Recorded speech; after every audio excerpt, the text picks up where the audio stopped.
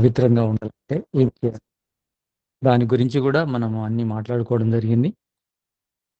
సమాధి అంటే కూడా అంటే ధ్యానం అంటే ఏంటి? సమాధి అంటే ఏంటి? ధ్యానం అంటే తత్ర ప్రత్యేకతానత ధ్యానం అని చెప్తుంది యోగశాస్త్రము. ఆ ధ్యానము అంటే మనసు స్థిరంగా ఉంటేనే ఒక విషయం పైన మనం కేంద్రీకరించగలము. అలా కేంద్రీకరించి మనము ధ్యానాన్ని పెంచుకుంటూ పోతూ ఉంటే సమాధి స్థితి వస్తుంది. సమాధి స్థితి అంటే తదేవ అర్థ నిర్భాసం స్వరూప శూన్యమివ సమాధి అని కూడా చెప్పడం జరిగింది. అక్కడ నిశ్శబ్దము, అర్థము, జ్ఞానము అనే తేడా లేకుండా మనకు అర్థమే ప్రత్యక్షం కావడము సమాధి స్థితి అని. ఆ సమాధులు కూడా మనము సంప్రజ్ఞాత సమాధి, అసంప్రజ్ఞాత సమాధి, సంప్రజ్ఞాత సమాధి లోపల సవితర్క, నిర్వితర్క, సవిచార, నిర్విచార సమాధులుంటాయని. ఇది సర్వి నిర్విచార సమాధి అనేది అన్నిటికంటే ఉత్తమమైన సంప్రజ్ఞాత సమాధి అని. దాని లోపల మనకు ఆధ్యాత్మిక ప్రసాదం లభిస్తుందని. నిన్న 25 తత్వాలు ఏమేమి లభిస్తాయంటే నేను చెప్పిన 25 తత్వాల యొక్క సంపూర్ణ జ్ఞానం, తత్వజ్ఞానం. తత్వజ్ఞానం అంటే ఉన్నది ఉన్నట్టు, లేనిది లేనట్టు మనకు తెలుపబడుతుంది. 25 తత్వాల గురించి. 25వ తత్వమే ఆత్మతత్వం. ఆత్మతత్వం అనేది చివరగా లభిస్తుంది. అంటే మనసు ఎంత పవిత్రంగా అవుతూ వెళ్తుంటే, అంటే ఎంత శుద్ధిగా అయితే అప్పుడు ఆత్మను పొందే స్థితి వస్తుంది. అంటే అత్యధికమైన శుద్ధత్వం అంటే సాత్వికత వచ్చినప్పుడు మనము 25వ తత్వమైన ఆత్మను తెలుసుకుంటాం. అది మనసుకున్న ఈ స్థితిని అంటే ఆత్మను తెలిపే స్థితిని, మనస్సుకున్న ఈ స్థితిని ఋతంబర ప్రజ్ఞ అంటారు. ఆ ఋతుంబర ప్రజ్ఞ ద్వారా మనము ఈ ఆత్మదర్శనం చేసుకుంటామని తెలుసుకున్నాము. ఇంకా మనము అంటే అవిద్యను దూరం చేసుకుంటే మనసు శుద్ధమవుతుంది. అంటే మనసును అశుద్ధి చేసేవి అవిద్య, అస్మిత, రాగము, ద్వేషం, అభినివేశం అని. అందులో అవిద్య మొదటిది. అవిద్య ఉంటే మిగతాయి ఉంటాయి. అంటే అవిద్య ఉంటే అస్మిత, రాగము, ద్వేషం, అభినివేశం ఉంటాయని. అవిద్య అంటే ఏంటి అనేది కూడా తెలుసుకున్నాము. అనిత్యాన్ని నిత్యం అనుకోవడము, అశుచిని శుచి అనుకోవడము, దుఃఖాన్ని సుఖం అనుకోవడము, అనాత్మను ఆత్మ అనుకోవడము. అంటే ఇది అజ్ఞానం వల్ల కలుగుతుంది. ఈ అజ్ఞానాన్ని తొలగించుకుంటే మిగతాయి కూడా తగ్గిపోతాయి. అంటే అవిద్య నుంచే ఇవన్నీ పుట్టాయి. అవిద్య నుంచి అస్మిత పుట్టింది, రాగము, ద్వేషం, అభినివేశం పుట్టింది. వీటినే క్లేశాలంటారు. చిత్త మలినాలివి. ఈ చిత్త మలినాలు దూరం చేసుకోవాలి అంటే మనము క్రియాయోగం చేయాలని చెప్పడం జరిగింది. క్రియాయోగం లోపల తపస్సు, స్వాధ్యాయనం, ఈశ్వర పరిజ్ఞానం అనేది 3 ఉంటాయి. ఇవి చేయడం ద్వారా ఏమవుతుందంటే మన యొక్క క్లేశాలు తను స్థితికి చేరుకుంటాయి. తను అంటే బలహీనమైన స్థితికొస్తాయి. అంటే బాగా ప్రబలంగా ఉండవు. అంటే క్రియాయోగం చేయడం ద్వారా మన క్లేశాలు తను స్థితికొస్తాయి. ఈ క్లేశాలకు 4 స్థితులున్నాయి. ప్రసుప్త స్థితి, ఈ తను స్థితి, తర్వాత ఇవన్నీ మీరు అంటే తప్పకుండా గుర్తుపెట్టుకోవాలి. ఇప్పుడు నేను చెప్తున్న విషయాలేందంటే ఇంపార్టెంట్ మళ్ళొకసారి రివ్యూ చేస్తున్నాను. నేనేవేవి చెప్తున్నానో అవి తప్పకుండా లేకుంటే నోట్ జేసుకోవాలి. ఉంటేనేమో మళ్ళొకసారి స్మరణలోకి తెచ్చుకొని అంటే ఆత్మ ఉండే వరకు ఉండే విద్య ఇది. శరీరం ఉండే వరకు ఉండే విద్య గాదు. మన జీవాత్మ ముక్తిని పొందే వరకు ఈ విద్య అనేది పనికొస్తుంది. అక్కడి వరకు తీసుకెళ్తుంది. మనం అందుకోసం దీన్ని చాలా చక్కగా వినాలి. ఇది విని వదిలివేసేది గాదు. విని మన గుర్తులో ఉండాలది. అంటే మనిషి ప్రజ్ఞాపరాధం చేయకూడదంటే ప్రజ్ఞాపరాధం అనే ఒక శబ్దం వస్తుంది. మనకు చక్కటి ఈ పదం ఏం చెప్తుందంటే ప్రజ్ఞ అంటే జ్ఞానము, జ్ఞాపకము, నిగ్రహము. ఈ 3 కలిస్తే ప్రజ్ఞ అంటారు. ప్రజ్ఞుడు అంటే ఎవరంటే జ్ఞానము, జ్ఞాపకము, నిగ్రహం ఉన్న వ్యక్తి. అంటే ఎవరికైతే అంటే జ్ఞానము తెలుసుకుంటే వస్తుంది. వచ్చిన దాన్ని మనము గుర్తుపెట్టుకోవాలి. జ్ఞానం గూడా సత్య జ్ఞానాన్ని తీసుకోవాలి. ఆ సత్య జ్ఞానము మన గుర్తులో ఉండాలి. గుర్తు అంటే ఎప్పుడూ గుర్తుండాలి. అంటే నీటి ప్రవాహంలాగా అలా వచ్చేస్తుండాలంతే. అంత జ్ఞాపకంలో ఉండాలి.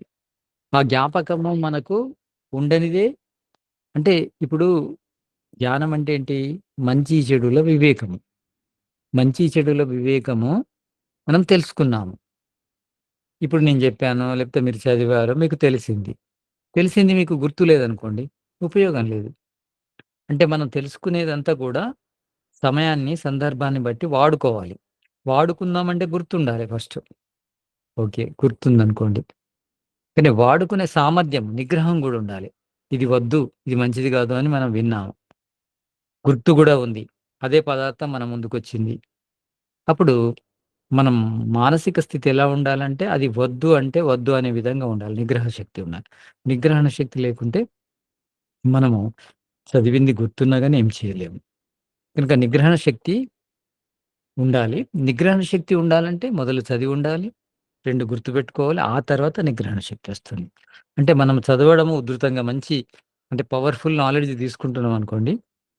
ఆ పవర్‌ఫుల్ నాలెడ్జి మనకు స్మరణ లోపల గూడా ఉంటుంది. అంటే మామూలు విషయాలుండవు గానీ, ఇప్పుడు మనం జెప్పుకునే ఆధ్యాత్మిక విషయాలుకు సంబంధించిన సంస్కారాలు ప్రతి చిత్తంలో ఉంటాయి.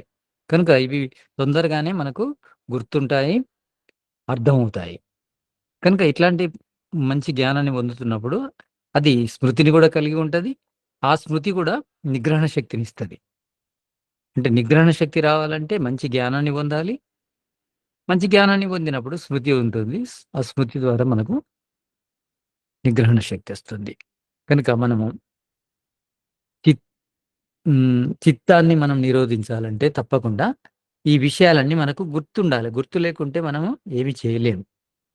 కనుక గుర్తుపెట్టుకోవాలి. ఇప్పుడు ఈ క్లేశముల యొక్క 4 స్థితులు మనకు అవి నోటెడ్ ఉండాలి. క్లేశాలేంటియో గుర్తుండాలి. క్లేశాల ద్వారా అంటే క్లేశాలను మనము సమాప్తం జేయాలంటే మన ఉద్దేశ్యం ఏంటిది? యోగం యొక్క ఉద్దేశ్యం ఏంటంటే క్లేశ సమాప్తి. క్లేశ సమాప్తి చేయాలంటే వీటి యొక్క అంటే ఈ క్లేశాల యొక్క స్థితులు మనకు దెలవాలి. అంటే క్లేశానికి 4 స్థితులుంటాయి.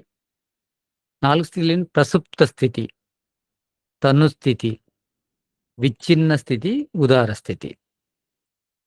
ఇక్కడ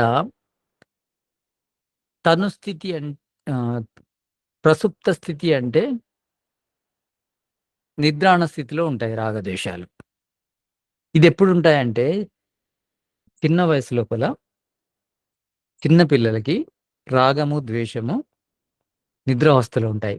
అంటే రాగానికి, ద్వేషానికి నిద్రావస్థలో ఉందని ఎట్లా తెలుసుకోవాలంటే, దానికి సంబంధించిన విషయాలు వాళ్ళ ముందొచ్చినా గాని వాళ్ళకి ఆకర్షణ ఉండదు.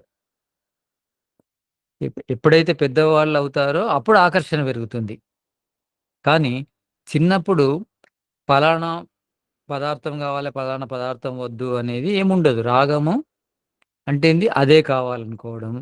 ద్వేషం ఉంటే అది వద్దు అనుకోవడము. ఇవి గూడా జ్ఞానరహితంగా. అంటే వాళ్ళకి ఇష్టానికి అనుకూలంగా గాని అది చెడు పదార్థం అని వద్దనుకోరు. వాళ్ళకి ఇష్టం గాని పదార్థాన్ని వద్దనుకుంటారు. ఇష్టమైన పదార్థం అది చెడ్డదైనా కావాలనుకుంటారు. ఇష్టమైన పదార్థము చెడ్డదైనా కావాలనుకోవడాన్ని రాగమంటారు. మంచి పదార్థము అయిష్టం గావడం వల్ల అది వద్దనుకుంటారు. అంటే జ్ఞానరాహిత్యం వల్ల మనిషి మంచిని వద్దనుకుంటాడు, చెడును కావాలనుకుంటాడు. మంచిని వద్దనుకోవడం ద్వేషము, చెడును కావాలనుకోవడం రాగం. ఇవి 2 చిన్న పిల్లల లోపల నిద్రావస్థలో ఉంటాయి. ప్రసుప్త అవస్థలో ఉంటాయి ఈ రాగద్వేషాలు. కనుక వాళ్ళ ముందు అలాంటి ఆకర్షణ ఉన్నా గాని వాళ్ళకు స్పందన ఉండదు. అంటే చిన్న వయసు లోపల మన క్లేశాలు నిద్రాణ స్థితిలో ఉంటాయి. దాన్నే ప్రసుప్తావస్థ అంటారు. తర్వాత తను. తను అంటే బలహీనంగా ఉండడం. అంటే మనకు ముందు అంటే ఊరికే రావు. రాగము, ద్వేషం వాళ్ళకి స్వయంగా కలగదు. కానీ ఏదైనా తీవ్రమైన, ఇష్టమైన వస్తువులు కనిపించినప్పుడు ఆకర్షణ కలుగుతుంది. కానీ కొంచెం బలహీనంగా ఉంటుంది. అంత ఉధృతంగా ఉండదు. అంటే కంట్రోల్ చేయనంత కానీ ఆకర్షణ అయితే కలుగుతుంది. అది కావాలి, ఇది వద్దు అనేది అయితే ఉంటుంది. కానీ బలహీనంగా ఉంటుంది. దాన్ని తనుస్థితి అంటారు. తర్వాత విచ్ఛిన్న స్థితి. విచ్ఛిన్న స్థితి అంటే ఒక వ్యక్తికి ఒక విషయంలో రాగం బాగా ఉంటే దాని మీద ద్వేషం ఉండదు. ఆయన చిత్తం లోపల రాగద్వేషాలున్నాయి. కానీ ఒక వస్తువు మీద అతనికి బాగా రాగం ఉందనుకోండి, ఆ వస్తువు మీద ద్వేషం ఉండదు. ఆ టైం లోపల తన ద్వేషం అనేదే బయటికి రాదు. ఒక వస్తువు ఇప్పుడు ఒక త్రాగుబోతున్నాడనుకోండి, అతనికి మందే గావాలంతే. ఆ మందు కోసం ఏదైనా చేస్తాడు. అక్కడ ద్వేషం ఉండదు. అడుక్కుంటాడంతే. అది విపరీతంగా ఒక వస్తువు పైన రాగము ద్వేషాన్ని దూరం చేస్తుంది. అదే విధంగా ఒక వస్తువు పైన విపరీతమైన ద్వేషము రాగాన్ని కనిపించకుండా చేస్తుంది. కానీ లోపలున్నాయి. అవి ఎందుకు ప్రదర్శితం అవుతలేవు? అతనికి ఇష్టమైంది ఉన్నప్పుడు ద్వేషం బయటికి రాదు. తనకు ఇష్టం కానిది ఉన్నప్పుడు రాగం బయటికి రాదు. దాన్ని విచ్ఛిన్న స్థితి అంటారు. తర్వాత ఉదార స్థితి. ఈ ఉదార స్థితి అనేది అంటే ఊరికనే ఏ చిన్న విషయం మీదనైనా ఆకర్షణ పొందడం. ఏ చిన్న విషయం లోపలైనా ద్వేషాన్ని పొందడం. ఈ రాగ ద్వేషాలనేటియి ఇలా పైననే ఉంటాయి. ఉదారం అంటే ఉధృతావస్థలో ఉంటాయి. ఉధృతంగా ఉంటాయన్నట్టు. ఇలా అంటే బయటకొచ్చేస్తాయి రాగద్వేషాలు. దాన్ని ఉదార స్థితి అంటారు. ఇందులో ప్రసుప్త స్థితి అనేది నిద్రాణ స్థితి. అంటే అక్కడ అనుకూలమైన వయస్సు గాని, శరీరం గాని, ఆలోచన గాని లేని స్థితి అది. ఇక తను స్థితి ఈ 4 స్థితుల లోపల తను మంచిది. అంటే బలహీనం జేయడం రాగద్వేషాలను. ఇక విచ్ఛిన్న స్థితి అనేది సాధారణం. దానికి ఏం విచ్ఛిన్నము అంటే మనుషుల లోపల విచ్ఛిన్నము, ఉదారము, ప్రసుప్తమే కనిపిస్తాయి. తనుస్థితి కనిపించదు. తనుస్థితి ఎప్పుడొస్తుంది? తనుస్థితి క్రియాయోగం చేస్తే వస్తుంది. అంటే ఎవరైతే క్రియాయోగం చేస్తారో వాళ్ళ రాగద్వేషాలు తనుస్థితికెళ్ళిపోతాయి. అంటే బలహీనమైపోతాయి. అంటే దాని అర్థము నశించినట్టు కాదు. బలహీనంగా ఉన్నాయి.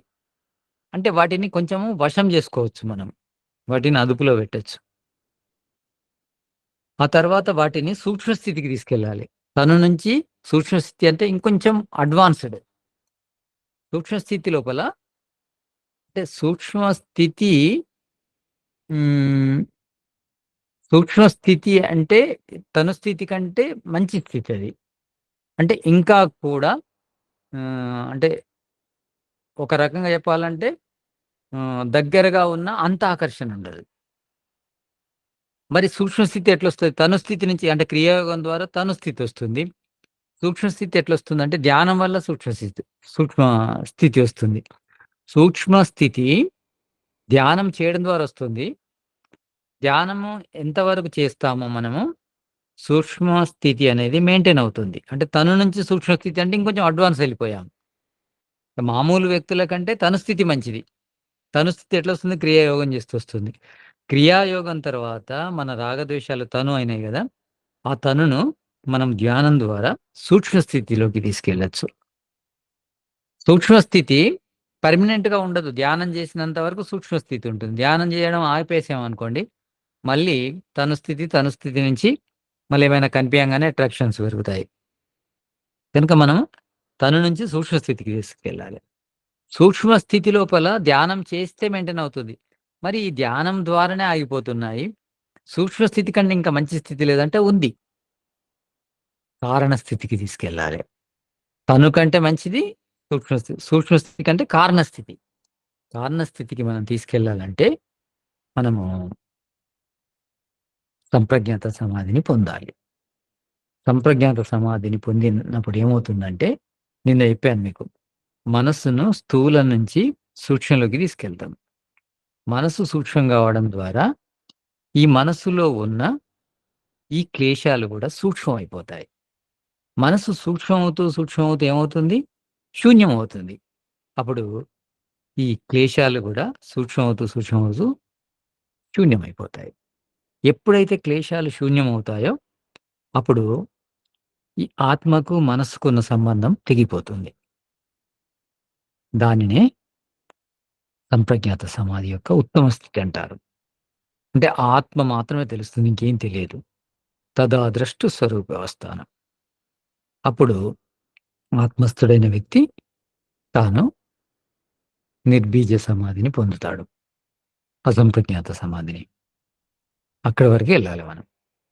అయితే దీనికోసము మన ఋషులు ఏం జెప్పారంటే, అష్టాంగ యోగ విధానమే చక్కటిదని జెప్పారు. పతంజలి రాసిన మిగతా ఋషులు గూడా ఈ విధానమే అందరిని కూడా అంటే క్లేశాలను తనుస్థితి నుంచి, సూక్ష్మ స్థితి నుంచి కారణ స్థితికి తీసుకెళ్తాయి. ఈ ఈ 8 అంగాలు. 8 అంగాల్లో మొదటి 2 యమ నియమాలు. వీటి గురించి ప్రపంచమంతా చెప్పవలసిన అవసరం ఉంది. యమ నియమాల గురించి. ఎవరైతే యమ నియమాలు పాటిస్తారో వాళ్ళకు లాభమే, సమాజానికి లాభమే. అలాంటి వాళ్ళ సంఖ్య పెరిగితే, యమ నియమాలను అనుసరించే వాళ్ళ సంఖ్య పెరిగితే, ప్రపంచానికి మేలే జరుగుతుంది. వాళ్లకు మేలే జరిగి, వాళ్ళు ఆత్మస్థులవుతారు. ప్రపంచము సుఖశాంతులతో విలసిల్లుతుంటుంది. అంత బ్యూటిఫుల్ ఈ క్యారెక్టర్స్ ఇవన్నీ. ఈ వీ వీటిని మించిన పాజిటివ్ క్యారెక్టర్స్ ఇంకేవి లేవు. అంటే చాలామంది మోడర్న్‌గా చెప్తారు. Positive thinking, positive thinking, positive thinking అని. పాజిటివ్ థింకింగ్ అంటే ఏంటంటే, ఈ లక్షణాలను మనం కలిగి ఉంటే, మన లోపల పాజిటివ్ థింకింగ్ వస్తుంది. ఈ 10 లక్షణాలను కలిగి ఉంటే 100% పాజిటివ్ అయిపోతాడు. పాజిటివ్ వల్ల ఏమవుతుంది? పాజిటివ్ ఎనర్జీ వస్తుంది బాడీ లోపల. అంటే శరీరము, మనసు 2 కూడా పాజిటివ్ అయిపోతాయి. సకారాత్మకం అయిపోతాయి. అప్పుడు సకారాత్మకము అంటే సాత్వికం అయిపోతాయి. సాత్వికం కావడం కోసము, మనసును సాత్వికం చేయడం కోసమే యమ నియమాలు.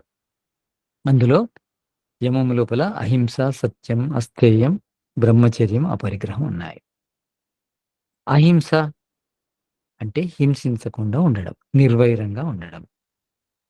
అంటే చాలామంది ఒక లిమిట్‌గా ఉంటారు. అంటే మాంసాహారం తినకపోవడమే అహింస అనుకుంటారు.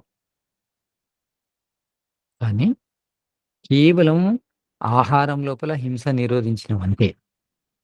కానీ మన వ్యవహారం లోపల గూడా హింస నిరోధించాలి. హింస హింసకృతమైన ఆహారం తీసుకోకపోవడమే కాకుండా, హింసాకృతమైన మాటలు మాట్లాడొద్దు. హింసాకృతమైన ఆలోచనలు గూడా చేయొద్దు. హింస అనేది మనిషి లోపల ఆమ్ల రక్తాన్ని పెంచుతుంది. సామ్లము వస్తుంది బాడీ అంతా. ఆ సామ్లం ఏం చేస్తుంది? సామ్లం అంటే విషం అది. విషయుక్తమైన ధాతువులు ఏర్పడతాయి. తద్వారా ఆరోగ్యము క్షీణిస్తుంది. చాలామంది ల్యాబ్‌లోకెళ్ళి ఈ వ్యాధి ఇలా వచ్చింది, రక్త పరీక్ష చేసుకుంటారు. కానీ అంటే మన వైద్య విధానంగా ఈ వ్యాధికి మీలోని ఇలాంటి హింసాత్మకమైన ఆలోచనలని చెప్పే స్థితికి ఇంకెదగలేదు వైద్యం. ఆధునిక వైద్యం. వాళ్ళేం చెప్తారు, ఇది తినండి, అది తినండి, లేకపోతే టాబ్లెట్స్ వాడండి అని ఏదో చెప్పేస్తారు. ఇంకొంచెం మంచి విజ్ఞుడైతే డాక్టర్ ఉప్పు, కారాన్ని తక్కువెయ్యండి, మసాలాలు తినకండి, మాంసాహారం గూడా మానుకోండి అని చెప్తారు. కానీ మనలోని హింసనే అన్ని రోగాలకు కారణమవుతుంది. హింస అంటే ఆధ్యాత్మిక దుఃఖానికి కారణమవుతుంది. ఆది భౌతిక దుఃఖానికి కారణమవుతుంది. ఆది దైవిక దుఃఖానికి కూడా కారణమవుతుంది. హింస చేయడం ద్వారా మొదలు ఆధ్యాత్మిక దుఃఖం వస్తుంది. అంటే మన ద్వారా మనకు కష్టాలు కలుగుతాయి. తర్వాత ఆది భౌతిక దుఃఖం అంటే హింస చేయడం ద్వారా మనము హింస చేస్తున్నామంటే అర్థం ఏంటిది? వేరే జీవులను చంపుతున్నామని అర్థం. బాధపెడుతున్నామని అర్థం. కష్టపెడుతున్నామని అర్థం. దానివల్ల ఏమవుతుందంటే ఎప్పుడైతే మనము జీవులను కష్టపెడతామో, ఆ జీవులు కూడా మనల్ని కష్టపెట్టాలని చూస్తాయి. అంటే వాటి వైరం అనేది అంటే నిజానికి ఎవరైతే నిర్వైరులవుతారో అంటే అహింసా వ్రతాన్ని మనస్ఫూర్తిగా పాటిస్తారో వాళ్ళ ఎడ క్రూరమైన జంతువులు కూడా హింసా వృత్తిని ప్రకటించవు.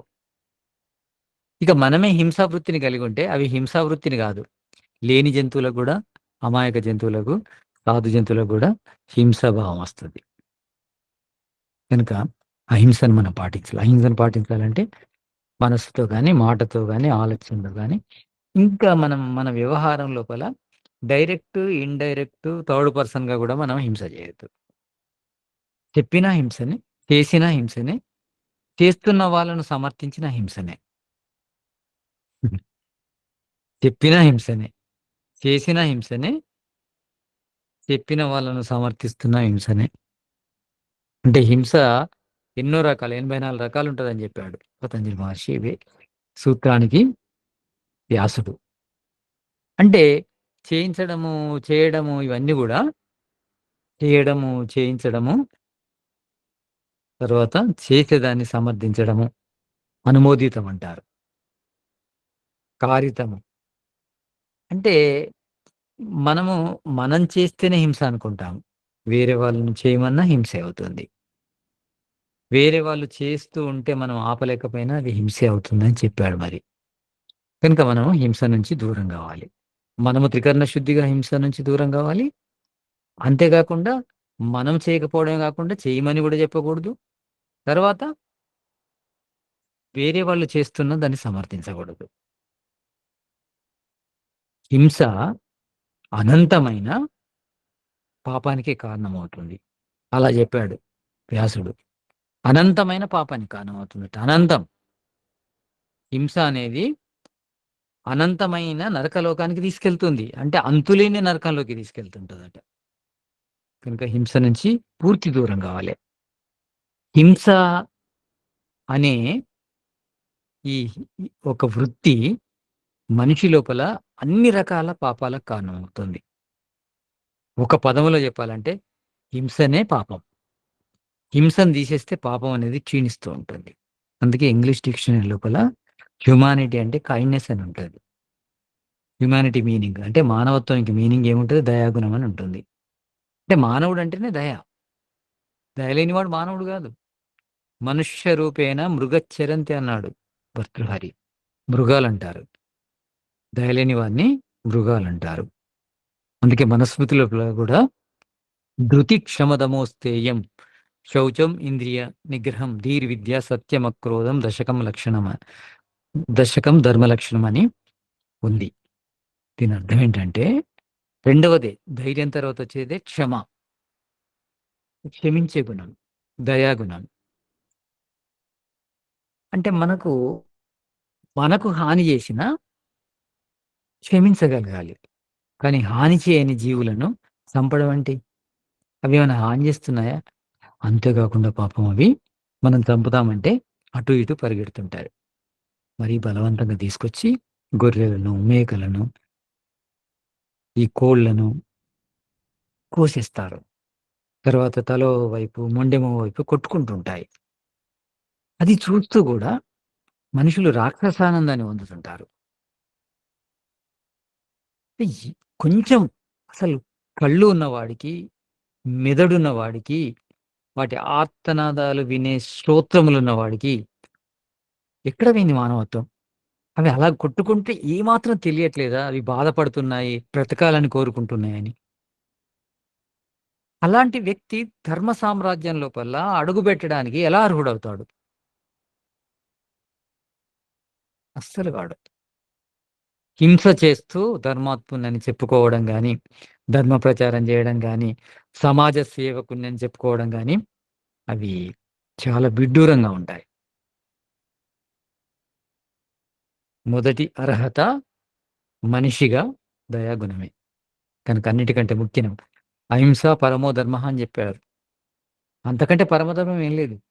అహింసను ఎవరైతే నేను చెప్పిన రీతిలో త్రికరణ శుద్ధిగా కారితము, అనుమోదితము ఇవి చేయకుండా కృతము, కారితము, అనుమోదితము ఈ 3 రకాల హింస మనస్సుతో, తర్వాత నోటితో, చేతులతో చేయకుండా ఉన్న వ్యక్తి ధర్మ సామ్రాజ్యం లోపల అడుగుబెట్టడానికి అర్హుడవుతాడు. ఎవరైతే ధర్మ సామ్రాజ్యం లోపల అడుగుబెడతారో ఆ ధర్మం ద్వారా అర్థాన్ని, కామాన్ని భోగిస్తూ మోక్షం అనే స్థాయికెళ్ళిపోతారు. అప్పటి వరకు ఎళ్ళిపోరు. నిర్వైరం అంతే వైరం అనేది మనస్సు లోపల ఏ కోశంలో గూడా హింసాభావం అనేది ఉండకుండా చేయాలని చెప్తాడు పతంజలి మహర్షి. ఇది కేవలం యోగులకే గాదు. ప్రతి మానవుడికి హింసను దూరం జేయాలి. హింసను దూరం జేస్తే ప్రపంచంలోని 90% సమస్యలు దూరమవుతాయి.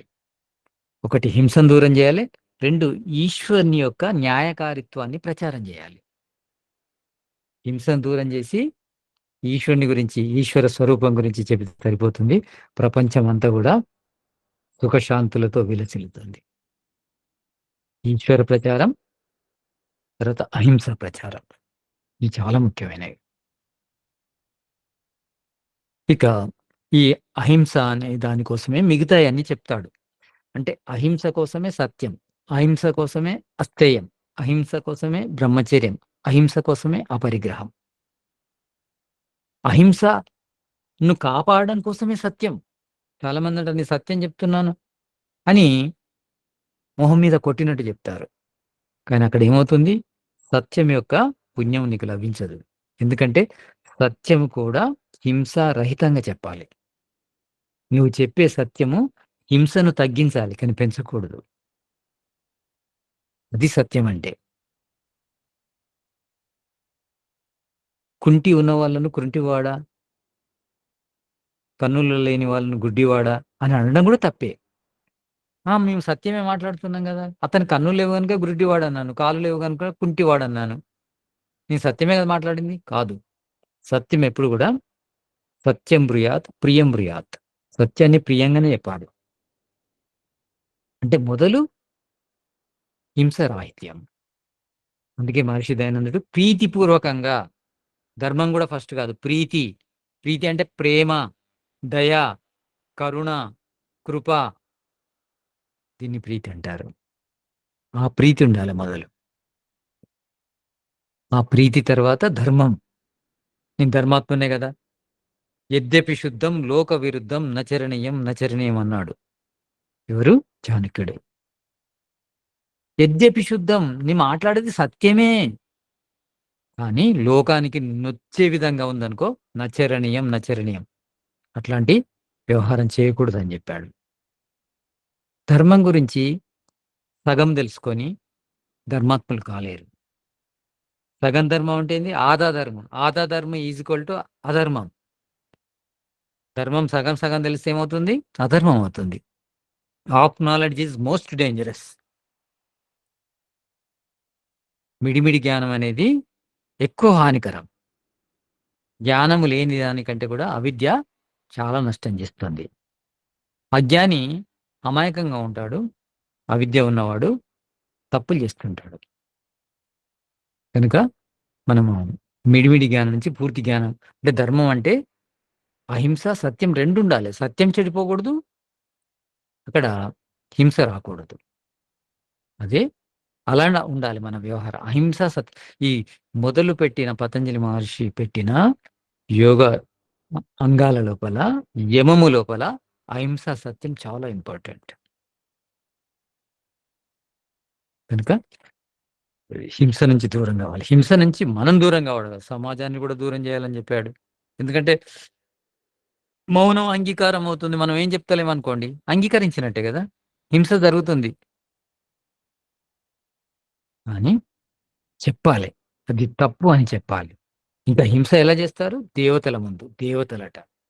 గ్రామ దేవతలు. మైసమ్మ, పోషమ్మ ఇంకేమేమి ఉంటాయి. అమ్మవార్లు పోస్తుంటారు. ఇది దూరం కావాలి. హింస అనేది ఉన్నప్పుడు ప్రపంచం లోపల శాంతి ఉండనే ఉండదు. సుఖము ఉండనే ఉండదు. శాంతి, సుఖం 2 కూడా అహింస ఉంటేనే ఉంటాయి. అహింస లేని చోట సుఖము, శాంతి ఉండవు. సుఖము, శాంతికి, అహింసకు వ్యతిరేకం ఉంది. అదున్న చోట ఇవి ఉండవు. ఇవి ఉన్న చోట అది ఉండదు. కనుక మనం సుఖాన్ని, శాంతిని కోరుకుంటే హింసను వదిలేసేయాలి. సత్యాన్ని చెప్పాలి. సత్యాన్ని చెప్పడం అంటే అక్కడ సత్యం అంటే సత్యాన్వేషి కావాలి. సత్యాన్ని లక్ష్యంగా పెట్టుకోవాలి. సత్యాన్ని తెలుసుకోవాలి. సత్యాన్ని నిర్ణయించాలి. ఆ నిర్ణయించిన దాన్ని చెప్పాలి. చెప్పిన దాన్ని చేయాలి. ఇది సత్యం అంటే. అది కూడా హింసారహితంగా. సత్యం మాట్లాడమే సత్యం కాదు. సత్యాన్వేషి కావాలి. అంటే సత్యం కోసమే అన్వేషిస్తుండాలి. వెతుకుతుండాలి. సత్యాన్నే చెప్పాలి. అంటే తెలుసుకున్నది సత్యాన్ని అన్వేషించి, సత్యాన్ని పొంది, సత్యాన్ని లక్ష్యంగా పెట్టుకొని దానినే చెప్పాలి. ఏదైతే చెబుతున్నామో అదే చేయాలి. ఇది సత్యాచరణం అంటే. మహర్షి దయానందుడికి ఇష్టమైన శబ్దం సత్యం. సత్యాచరణం అని రాస్తారు. సత్యాచరణం అంటే సత్యంగా వ్యవహరించడం. అంటే సత్యాన్ని లక్ష్యంగా పెట్టుకొని, సత్యాన్ని అన్వేషిస్తూ, సత్యాన్ని పొంది, సత్యాన్నే చెబుతూ, సత్యాన్నే చేయడం సత్యాచరణ.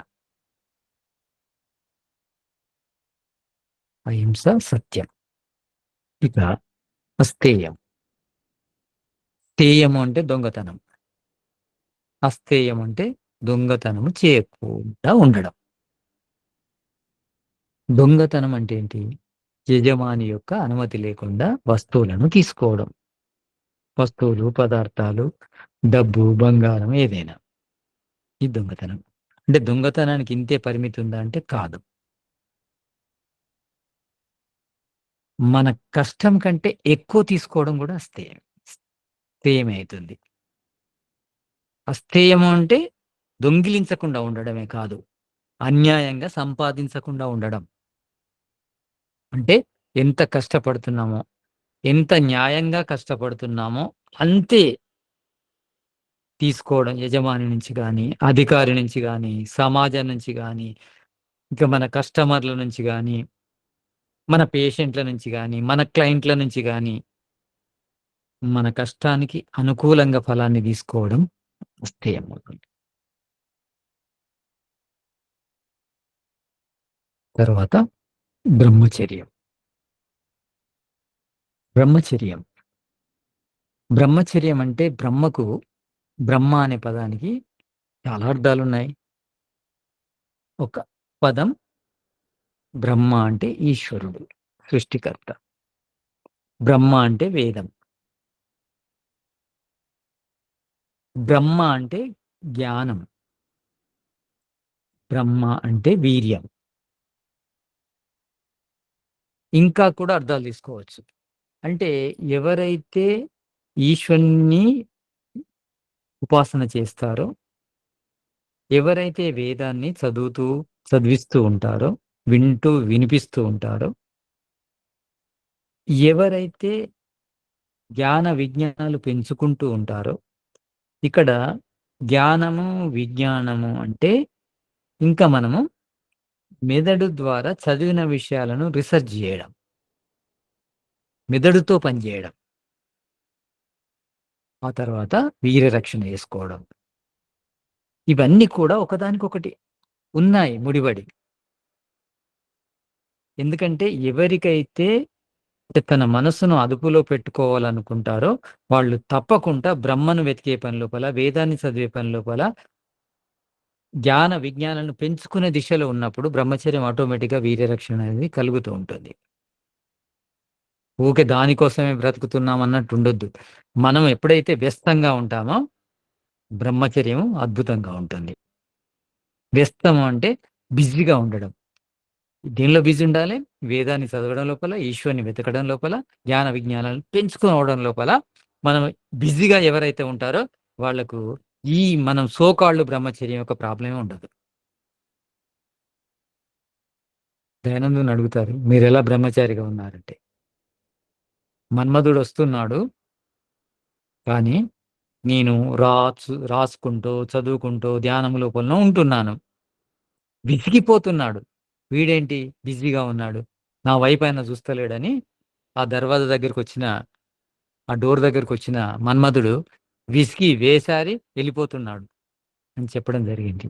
అది బ్రహ్మచర్య పరిపాలన అంటే. అంటే మనం బిజీగా ఉండాలి. మంచి పనుల యందు బిజీ. మంచి పనుల్లో గొప్ప పనులేంటివి? ధ్యానము, స్వాధ్యాయనమే. వీటిని శుక్ల కర్మలని గూడా అంటారు. వీటికి పాప పుణ్యాలు అంటుకోవు.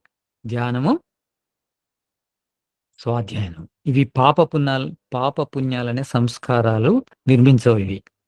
కనుక ధ్యానము, మనం స్వాధ్యాయం లోపల ఉండాలి. Maximum time. తర్వాత ధర్మ కార్యాల లోపల ఉండాలి. మన వాళ్ళుంటారు. యజ్ఞయాగాలలో ఉంటారు. కానీ యజ్ఞయాగాల లోపల ఎట్లుంటారు? ఈర్ష్య, ద్వేషము, అసూయ, అహంకారంతో ఉంటారు. నాకంటే చక్కగా చెప్తాడా? నేను బ్రహ్మస్థానంలో ఉంటాను. వాడు మొన్నొచ్చినోడు ఆర్య సమాజంలోకి. ఈర్ష్య, ద్వేషాలు. నేను చెప్తుంటే ఎవరైనా వాళ్ళకు వాళ్ళ ముందు పండితులుగా కనిపిస్తే తప్పులు తీస్తుంటారు. నెయ్యి అలా ఏయమంటున్నావు మీద తప్పు అది అట్లా కాదు. ఘృతాన్ని ఇలా వేయాలి. హవన సామాగ్రి ఇలా వేయాలి. సమిధలు ఇలా పెట్టాలి. అని ఏదో వాళ్ళ రాగద్వేషాన్ని ప్రకటిస్తూనే ఉంటారు. ఇట్లాంటి వ్యక్తులకు బ్రహ్మచర్యం రాదు. ఈశ్వరుని ధ్యానం లోపలుండాలి. వేదాధ్యయనం లోపలుండాలి. కర్మల తర్వాత. జ్ఞానం లేకుండా కర్మలు చేస్తే ఇలానే ఉంటుంది. అసలు యజ్ఞం గురించి దాదాపు 1600 గంటలు విన్నాను నేను. అంటే మీమాంస దర్శనం. అంటే ఒక 1600 గంటలు వింటే గాని మీమాంస దర్శనం చాలా పెద్ద దర్శనం అన్నిటికంటే. అందులో హోమం ఎలా చేయాలో చాలా చక్కగా ఉంది. కానీ మళ్ళా వాళ్ళకి హోమం చేసుడు తెలవదు. హవన సామాగ్రి లోపల ఏమేమి ఉండాలి? అది ఎలా ఉండాలి? ఘృతాన్ని తీసుకుంటే ఘృతం ఎలా ఉండాలి? హ్మ్. యజ్ఞకుండాన్ని ఎలా శుభ్రం చేయాలి? ఎలాంటి ప్రదేశాల లోపల ఎయాలి? ఎలాంటి వ్యక్తి హవనం చేయాలి? ఎలాంటి ఉద్దేశ్యం కోసం హవనం చేయాలి? ఎవరిని ఆహ్వానించాలి? అక్కడ హవనం తర్వాత ఏ విషయాలు మాట్లాడాలి? ఇవన్నీ పక్కకు పెట్టి అక్కడికి వెళ్తే పొగ ఈర్ష్యాద్వేషాలు కనిపిస్తాయి. అలా ఉండకూడదు. అక్కడికెళ్తే మన మనసు శుద్ధి గావాలి. మన శరీరం శుద్ధి గావాలి. అలాంటి హోమాలు జేయాలి. అలాంటి రోజులు రావాలని నేను కోరుకుంటున్నాను. మహాయాగాలు జరగాలి. ఆ పైనున్న లోకాల వాళ్ళు భూలోకం వైపు చూస్తూ ఈర్ష్యపడాలి. ఏంటి ఇంత డెవలప్ ఇక్కడ అని. అలాంటి రోజుల కోసం మనం ప్రయత్నం జేయాలి. ఏదో చిన్న యజ్ఞం జేసి గొప్పగా 4 మంత్రాలు చదివి నా అంత పండితుడు లేడు. నా అంత గొప్ప కార్యం. యజ్ఞో వై శ్రేష్ఠతమ కర్మః అంటే ఇంతకంటే పెద్ద శ్రేష్ఠ కర్మ ఏముంది? ఇది చేశాను గదా! నా అంత శ్రేష్ఠుడు ఎవడుంటాడు? నా అంత గొప్ప ఆర్యుడు ఎవడుంటాడు? నిత్యాగ్నిహోత్రిని. ప్రతిది గూడా ఒక అహం కోసం పెట్టుకుంటున్నారు. నిత్యాగ్నిహోత్రిని, వేదాధ్యయనం చేస్తా, వారం వారము సత్సంగాలు నిర్వహిస్తా. దాన్ని ఎప్పుడు కూడా గర్వంగా తీసుకోకూడదు. అది మన అహంకారానికి కారణం కాకూడదు. ప్రతిది కూడా మన మనసును శుద్ధి చేస్తుండాలి. హోమం చేసినా మన మనసు శుద్ధి కావాలి. సత్సంగాలు చేసినా మన మనసు శుద్ధి కావాలి. జ్ఞానం అంతా కూడా మనసును కడగడం కోసం. మనసును కడగలేకపోతే ఏమవుతుంది? అదే భారమవుతుందని చెప్పాడు శ్రీకృష్ణ పరమాత్మ. భారమై బురదవుతుంది. నీళ్లను కాళ్ళు కడుక్కోవడానికి యూజ్ చేయకుంటే ఇల్లంతా బురదను చేస్తుంది. ఆ బురద లోపల కాళ్ళు ఇంకా తడి చెత్తతో నిండిపోతాయి. పొడి మలినాలు, తడి మలినాలయితాయి కాస్త. అంటే ఇంకా భయంకరమైన క్లేశాలు తయారవుతాయి. జ్ఞానాన్ని అహంకారం కోసం వాడకూడదు. జ్ఞానాన్ని ఆత్మవిశ్వాసం కోసం వాడొచ్చు. ఆత్మవిశ్వాసం పెంచాలి జ్ఞానం మన లోపల. ఆత్మశుద్ధిని పెంచాలి. అద్భిర్గాత్రాణి శుద్ధ్యంతి మనః సత్యేన శుద్ధ్యతి విద్య తపోభ్యాం భూతాత్మ బుద్ధిర్జ్ఞానేన శుద్ధ్యతి. బుద్ధి జ్ఞానంతో శుద్ధి అవుతుంది. అంటే మన బుద్ధి చక్కగా ఉంటేనే మన జీవితం అనేది బాగుంటుంది. ఆత్మానం రతినం విద్ధి బుద్ధింతు సారథిం విద్ధి మనః ప్రగ్రహమేవచ శరీరం రథమేవతు.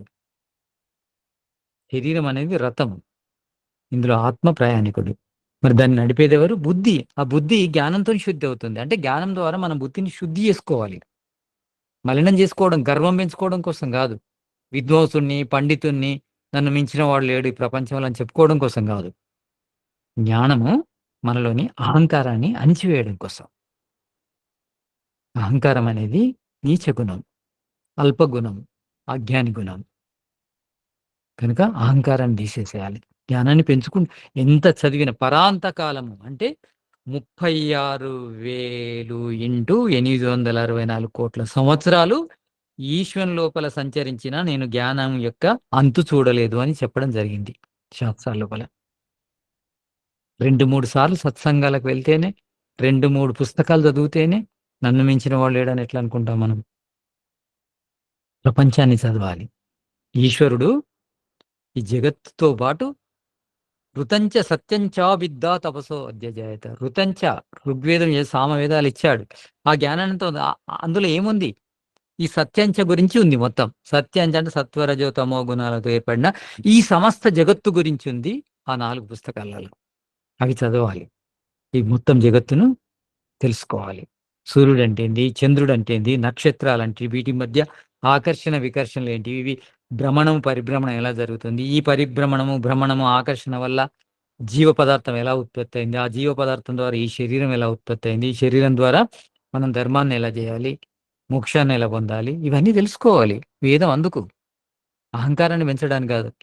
ఓ 40 మంత్రాలొస్తాయి, 400 మంత్రాలొస్తాయి. నేను తెలుగులో భాష్యం రాశాను. ఇవన్నీ నేను చూస్తున్నా గనుక చెప్తున్నాను. ఇన్ని మనలో జ్ఞానము శుద్ధిని పెంచాలన్నా, అశుద్ధిని పెంచడానికి పనికొస్తున్నాయి. అందుకే సమాజం లోపల స్పందన రావట్లేదు. ఎవరైతే పవిత్రమైన వ్యక్తి చెబుతాడో తప్పకుండా సమాజం మారుతుంది. ఎందుకు మారట్లేదంటే, మొదలు నిన్ను నువ్వు మార్చుకో. కృణవంతో విశ్వమార్యం అంటే అర్థం ఏంటిది? విశ్వం అంటే 2 అర్థాలున్నాయి. విశ్వం అంటే సంపూర్ణంగా. విశ్వం అంటే ప్రపంచం. కృణంతో విశ్వమార్యం అంటే మనం సంపూర్ణంగా మారాలి మొదటిదిది. తర్వాత ప్రపంచాన్ని మార్చాలి. నువ్వే ఆరిడవు గావు. నువ్వేం మార్చుతావు? నీలోనే శ్రేష్ఠత్వము, శుద్ధి లేదు. అహంకారము, రాగము, ద్వేషము, ఈర్ష్య, అసూయలతోని, మాత్సర్యంతోని మరిగిపోతున్నావు. మాత్సర్యము అంటే ఓర్వలేనితనం. అంటే భౌతికంగా ఎదిగిన ఓరోడు, ఆధ్యాత్మికంగా ఎదిగిన ఓరోడు. ఇలాంటి మనుషుల మధ్య ఉన్నాం మనం. గనుక మాత్సర్యాన్ని దూరం చేసేసుకోవాలి. మాత్సర్యము మనను నశింపజేస్తుంది, కృషింపజేస్తుంది, నాశనం చేస్తుంది. కనుక ఈ ఓర్వలేనితనము ఉండకూడదు. మనం మన జ్ఞానాన్ని పంచుతున్నాం. అందుకే జ్ఞానం చదువుట, చదివించుట, వినుట, వినిపించుట కంటిన్యూయస్‌గా జరుగుతూనే ఉండాలి. నేను చదివాను అని ఎప్పుడు అనకూడదు. నేను చదువుతున్నాను. చదువుతూనే ఉండాలి. చదువుతూనే ఉండాలి. ఎప్పుడు ఆగిపోతుంది? నేతి, నేతి, నేతి, నేతి అనుకుంటూ వెళ్ళిపోతుండాలి. నా ఇతి ఇంతే గాదు. నా ఇతి ఇంతే గాదు. నా ఇతి ఇంతే గాదు. ఎక్కడ ఆగిపోతుంది? ఎక్కడైతే అడ్డం బ్రహ్మొస్తాడో అక్కడ ఆగిపోతుంది. ఇంక నేను తెలుసుకునేదేం లేదు. బ్రహ్మనే నా ముందుకొచ్చి నిల్చున్నాడు అని అప్పుడు ఇక నేను చేయవలసింది లేదు. నేను చదవవలసింది లేదనే స్థితొస్తుంది. అప్పటి వరకు చదువుతూనే ఉండాలి. బ్రహ్మ ప్రాప్తి లభించే వరకు. జ్ఞాన విజ్ఞానాలకు మన మెదడు సిద్ధంగా ఉండాలి. మెదడును అంత బలంగా ఉంచాలి. ప్రతి విషయము స్మరణలో ఉండాలి. ప్రతి విషయం లోపల నిగ్రహం రావాలి. ప్రజ్ఞ అని చెప్పాను గదా! జ్ఞానము, జ్ఞాపకము, నిగ్రహం. వాటిని సాధించాలి. మన మెదడు అనేది చాలా శక్తివంతంగా ఉండాలి. దానికి శరీరం అనేది గూడా సహకరిస్తుంది. శరీరం బాగుంటేనే మెదడు బాగుంటుంది. అందుకే మనము సంధ్యావందనం లోపల తచ్చక్షురు దేవహితం పురస్తాచుక్రముచ్యరతు పశ్యేమా శరదశతం జీవేమా శరదశతగు శృణయామ శరదశతం ప్రబ్రవామ శరదశతమదీనాః శ్యామ శరదశతం భూయచ్చ శరదః శత 100 సంవత్సరాల కంటే అధికంగా బతుకుమని చెప్తుంది వేదం. ఎందుకు?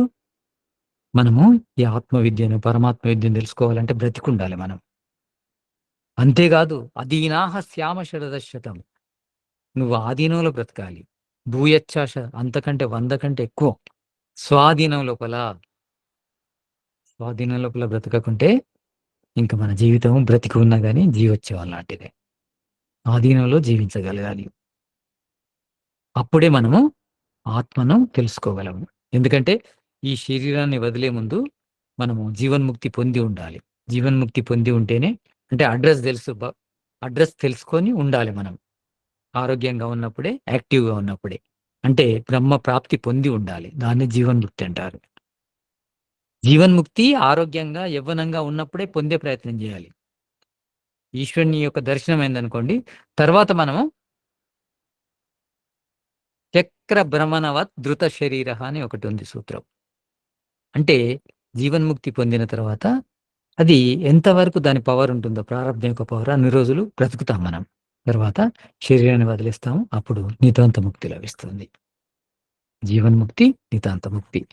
ఈ జీవన్ముక్తి పొంది నితాంత ముక్తి వరకు ఏదైతే సమయం ఉంటుందో, ఆ సమయము ఈ ప్రపంచానికి చాలా ముఖ్యమైనది. ఎందుకంటే తను బ్రహ్మప్రాప్తి పొందినవాడు గనుక తను చెప్పే ప్రతి వాక్యం గూడా సత్యవంతంగా ఉంటుంది, ప్రభావవంతంగా ఉంటుంది. అప్పుడు సమాజం మారుతుంది. అందుకే వేదం చెప్తుంది ఎప్పుడు గూడా జీవన్ముక్తి పొందిన వాళ్ళ సంఖ్య భూమి మీద అధికంగా ఉండాలని. ఉన్నప్పుడే సమాజం అనేది సక్రమమైన మార్గంలో నడుస్తుంది. కనుక ఈ యోగ దర్శనం ద్వారా మనము ఆ స్థితిని ఎలా పొందుతాము? ఎవరు పొందిండ్రు? ఇవన్నీ చూడొద్దు. ఈశ్వరుని ఇష్టం ఎలా ఉంటుందంటే, కోట్ల ఒకనికే ఇస్తాడు. 100,00,00,000లో ఒకనికిస్తాడు. లేపోతే 850,00,00,000లో ఒక్కడికే ఇస్తాడు. ఎందుకంటే దేవుడికొక భూగోళమే లేదు. ఇట్లాంటి భూగోళం లాంటి కోటాను కోట్ల గోళాలున్నాయి. అక్కడ కోటాను కోట్ల ముముక్షువులు ఉన్నారు. కోటాను కోట్ల యోగ సాధకులున్నారు. నీకే ఇవ్వాలని ఏం లేదు. మనం భూమి మీద అంచనా వేసుకోవడం, మన జిల్లా అంచనా వేసుకోవడం, మన రాష్ట్రం అంచనా వేసుకోవడం అనేది మన సంకుచితత్వం. దేవుడు ఇస్తూనే ఉన్నాడు. ఎన్నో భూగోళాలలో ముక్తిని పొందుతూనే ఉన్నారు. అనంతమైన వాళ్ళున్నారట ముక్త జీవులు. అనంతమైన ఈ బద్ధ జీవులున్నారంట. సాంఖ్య దర్శనం వస్తది. ఎంతో మంది ఉన్నారట. అనేకం ముక్త జీవులు, అనేకమైన బద్ధ జీవులు గూడా ఉన్నారు. మనం గూడా అనంత సమయాలు ముక్తి పొందిన వాళ్ళమే. ఎందుకంటే అనాది జీవుడు. ఎన్నో సార్లు ముక్తి పొందినాం. ఎన్నో సార్లు గాదు అనంత సమయాలు ముక్తి పొందాము. ముక్తిలో ఒక సమయం ఉన్నాం మనం. అంటే ముక్తి ఒక పరాంత కాలం గదా! ఈ జీవుడు అంటే మనందరి జీవాత్మలు ముక్తిలో ఎక్కువున్నాయి. ఈ బంధము లోపలనే తక్కువున్నాయి. దేవుడు ఇస్తూనే ఉన్నాడు. పోతారు, వస్తారు. పోతారు, వస్తారు. జీవుల సంఖ్య అనంతం గదా! కనుక ఎంతో మంది పోతూనే ఉంటారు. ఎంతో మందికి ముక్తినిస్తూనే ఉంటాడు ఈశ్వరుడు. కనుక మనము ఆ విశ్వాసంతోని మన కళ్ళ ముందు కనిపించే లోకాన్నెప్పుడు గూడా ఇంతే అనుకోకూడదు. మనకు కళ్ళకు కనిపించని లోకం ఎంతో ఉంది. ఒకసారి చీకట్లో పైకి జూడండి. మినుకు మినుకుమనే తారలన్నీ కూడా సౌర కుటుంబాలు. అంటే ఒక్కొక్క తార అంటే నక్షత్రం. నక్షత్రం అంటే సూర్యుడు. ఒక సౌర కుటుంబం ఉంది. అంటే దానికి 9 గ్రహాలే ఉండాలని లేదు. ఒక్కొక్క సౌర కుటుంబంలో 20 గ్రహాలుండొచ్చు. 30 గ్రహాలుండొచ్చు. వేదం లోపల అంత బీజ రూపంలో ఉంది. ఆ ఖగోళ విద్యను కూడా బయటికి తీయొచ్చు మనం వేదాధ్యయనం చేస్తే. ఎన్నో కోటాను కోట్ల చంద్రులు, కోటాను కోట్ల సూర్యులు, కోటాను కోట్ల భూగోళాలు, అందులో కోటాను కోట్ల జీవులు, అందులో కోటాను కోట్ల మనుషులు. ఇంత జరుగుతున్నది పెద్ద వ్యవస్థ ఇది. కనుక మనము విశ్వాసంతోని యోగ సాధన చేయాలి. ఎందుకు మనము సమాధి స్థితిని పొందకూడదు? ఎందుకు మనకు సమాధి ప్రజ్ఞ రాకూడదు? సమాధి ప్రజ్ఞ వస్తే సమాజాన్ని నిమిషాల్లో మార్చొచ్చు. ప్రపంచాన్ని కొద్ది రోజుల్లోనే మార్చొచ్చు. సమాధి ప్రజ్ఞ కోసం ఆలోచించాలి మనం. స్వయం ఆర్యుడు కావాలంటే ఆర్యుడు అంటే శ్రేష్ఠుడు. శ్రేష్ఠుడు అంటే మనస్సు లోపల రాజసిక, తామసికము నశింపజేసుకున్నవాడు. అంటే శుద్ధమైన వాడు. అంటే ఏకాగ్రుడినే ఆర్యుడు అంటారు. ఏకాగ్ర స్థితి ఉన్న వాళ్ళను ఆర్యులంటారు. అంటే రాసికము, తామసికము లేశమాత్రంగా లేకుండా పూర్తి సాత్వికంతో నిండిన వ్యక్తిని ఆర్యుడు అంటారు. ఆర్యుడు అంటే ఆర్య సమాజం లోపల పేరు రాయించుకుంటే కాదు. ఏదో సత్సంగాలకు, యజ్ఞాలు చేస్తే కాదు. సంధ్యావందనాన్ని శబ్ద రూపంలో చేస్తే కాదు. ఆర్యుడు అంటే బ్రహ్మయజ్ఞాన్ని మనస్ఫూర్తిగా చేయాలి. పంచమహాయజ్ఞాలు ఒక్క దేవయజ్ఞాన్నే పట్టుకున్నాం మనం ఆర్యులంతా. ఒక దేవయజ్ఞం ముఖ్యం కాదు. దేవయజ్ఞము కేవలము ఆది దైవిక దుఃఖం నుంచి దూరం చేయడం కోసం. అంతేగాకుండా ఫలాపేక్షతో చేసేది దేవయజ్ఞం. బ్రహ్మయజ్ఞం కోసం దేవయజ్ఞం. మిగతా 4 యజ్ఞాలు గూడా బ్రహ్మయజ్ఞం కోసం. బ్రహ్మయజ్ఞాన్ని ప్రధానం అంటారు. మిగతాయి గౌణాలు. అంటే దేవయజ్ఞం గాని, పితృయజ్ఞం గాని, అతిథి యజ్ఞం గాని, బలివైశ్య దేవయజ్ఞం గాని. ఎందుకంటే బ్రహ్మను ప్రాప్తింపజేయడం కోసం మిగతా 4 యజ్ఞాలు చేస్తాం. కానీ బ్రహ్మను పక్కకెట్టేసి దేవయజ్ఞం మాత్రమే చేస్తూ అహంకారానికి గురవుతున్నారు. కాదు. బ్రహ్మ ప్రాప్తి మనం అందుకోసం వచ్చాము ఈ మానవ జన్మలోకి. కనుక యోగ సాధన బాగా చేయాలి. తర్వాతొచ్చేది బ్రహ్మచర్యం తర్వాత అపరిగ్రహం. అపరిగ్రహం. పరిగ్రహం అంటే బాగా సంపాదించటం. అపరిగ్రహం అంటే బాగా సంపాదించకపోవడం. బాగా సంపాదిస్తే ఏమవుతుంది? బాగా సంపాదిస్తే ఏమవుతుందంటే భౌతికంగానే ఉంటాం. అంటే భూతాల్లోనే ఉంటాం. పంచభూతాల లోపలనే ఉంటాం. మనము జీవితం అనేది నిర్దిష్టమైంది. అంటే 100 సంవత్సరాలే ఉంటుంది అనుకోండి. 100 కాకుండా పెంచుకోవచ్చు పురుషార్థం. కానీ ఈ 100 సంవత్సరాలు, ఈ 200 సంవత్సరాలు భౌతికమైన కోరికలు తీర్చుకోవడం కోసమే సంపాదన వెంట పడితే ఏమవుతుంది? సమయం అంతా దానికే పోతుంది. కానీ మానవ జన్మొచ్చింది ఈ భౌతిక సుఖాలు, నశించే సుఖాల కోసం కాదు. నశించని సుఖాన్ని పొందడం కోసం వచ్చింది. అమరత్వాన్ని పొందడం కోసం. ఆ అమరత్వం ఎలా వస్తుంది? సమయాన్ని యోగ సాధనకి ఎక్కువ ఇవ్వాలి. సంపాదనకి ఎక్కువ ఇస్తే యోగ సాధనకు సమయం తగ్గిపోతుంది. పరిగ్రహం వల్ల ఏమవుతుంది? దోషాలు ఏర్పడతాయి. ఏ దోషాలు? అర్చన దోషం, అర్జన దోషం, రక్షణ దోషం, క్షయ దోషం, సంఘ దోషం, హింసా దోషం అని 5 దోషాలు ఏర్పడతాయి. అంటే మనము ఉపయోగం కోసం బ్రతకాలి. అంటే ఈ ప్రపంచాన్ని ఉపయోగించుకోవాలి. ఉపయోగం వేరు, భోగం వేరు. భోగం అంటే అధికంగా ఉపయోగించుకోవడం. ఉపయోగం అంటే యథాయోగ్యంగా ఉపయోగించుకోవడం. త్యాగము అంటే అది ఫైనల్ స్టేజ్. దీన్ని అసలే ఉపయోగించుకోకపోవడం ఈ ప్రపంచాన్ని. కానీ యోగి కాదలుచుకున్న వ్యక్తి ఉపయోగ దశలో ఉండాలి. అంటే మన ఉపయోగం మందమే సంపాదించుకోవాలి. మనకెన్ని బట్టలవసరం? ఎంత తిండి అవసరం? కుంభీధాన్యం అంటాడు మన మహారాజ్. అంటే ఒక కుండ నిండన బియ్యం ఉండాలట. అంతే ఆస్తి మనిషికి. హ్మ్. చాలా గొప్పగా రాశాడు. అంటే ఈ రోజు కోసం ఆలోచించేవాడు ఉన్నతుడట. రేపు గురించి ఆలోచించేవాడు మధ్యముడట. ఎల్లుండి గురించి ఆలోచించేవాడు నీచుడట. కానీ ఎల్లుండి గాదు, ఈ తరం గాదు, ఇంకో తరం గాదు, ఇంకో తరం గాదు, 7 తరాలు, 70 తరాలు గూడా బ్రతికే విధంగా సంపద గురించి ఆలోచించే వ్యక్తికి తానెందుకోసం వచ్చాను, ఎక్కడి నుంచొచ్చాను, ఏమి చేయాలి, ఎక్కడికి పోవాలనేది ఎలా అర్థమవుతుంది? గనుక పరిగ్రహాన్ని తగ్గించాలి. ఒకవేళ పరిగ్రహం చేస్తే ఏమవుతుంది? అర్చన దోషం. అర్జన దోషం అంటే అర్జనం అంటే అర్జించడం లోపల సమయం పోతుంది. అంటే ఎక్కువ కావాలనుకుంటే ఎక్కువ సమయం ఇవ్వాలి గదా! అర్జన దోషం. రక్షణ దోషం. రక్షణ అంటే దాన్ని రక్షించాలి. ఎంత సంపాదిస్తే అంత రక్షణ కోసం సమయం ఇవ్వాలి మళ్ళీ. సంపాదిస్తే అయిపోదు గదా! దాన్ని రక్షించుకోవడానికి మళ్ళీ సమయం ఇవ్వాల్సొస్తుంది. క్షయ దోషం. క్షయ అంటే ఇప్పుడు ఒక కారుంది. అది ఖరాబయితే కొంచెం కష్టం ఉంటది. 10 కార్లలో 10 కార్లు ఖరాబయ్యాయనుకోండి. 10 కార్లను క్షి క్షీణించినాయనుకోండి, చెడిపోయినాయనుకోండి, ఎక్కువ సమయం ఇవ్వాల్సుంటుంది. క్షయ దోషం. అంటే ఎక్కువ బాధపడతాం గూడా మళ్ళీ మనం. ఒక్క వస్తువు కోసం బాధపడితేనే తప్పు అంటే, 10 వస్తువుల కోసం బాధపడవలసొస్తుంది. 10 ఇండ్ల కోసం బాధపడవలసొస్తుంది. 10 ప్లాట్‌ల కోసం బాధపడవలసొస్తుంది. 10 రకాల బ్యాంకులలో బ్యాలెన్స్ కోసం ఆలోచించవలసొస్తుంది. కనుక ఈ క్షయ దోషం వస్తుంది. అర్జన దోషం, రక్షణ దోషం, క్షయ దోషం. తర్వాత సంఘ దోషం. సంఘ అంటే ఏందంటే సంబంధం ఏర్పడతది మనకు. ఇప్పుడు సంబంధం ఒకదానితోని పెట్టుకుంటేనే సమయం వేస్ట్ అవుతుంది. అంటే 10 తోని సంబంధం పెట్టుకుంటే ఏమవుతుంది? మన సమయం బాగా వ్యర్థం అవుతుంది. దీన్ని సంఘ దోషం అని. అంతేకాకుండా 10 మీద మనకు కోరికలుంటాయి. మన కోరిక అనేది ఉధృతం అవుతుంది. ఉదార స్థితికొస్తుంది.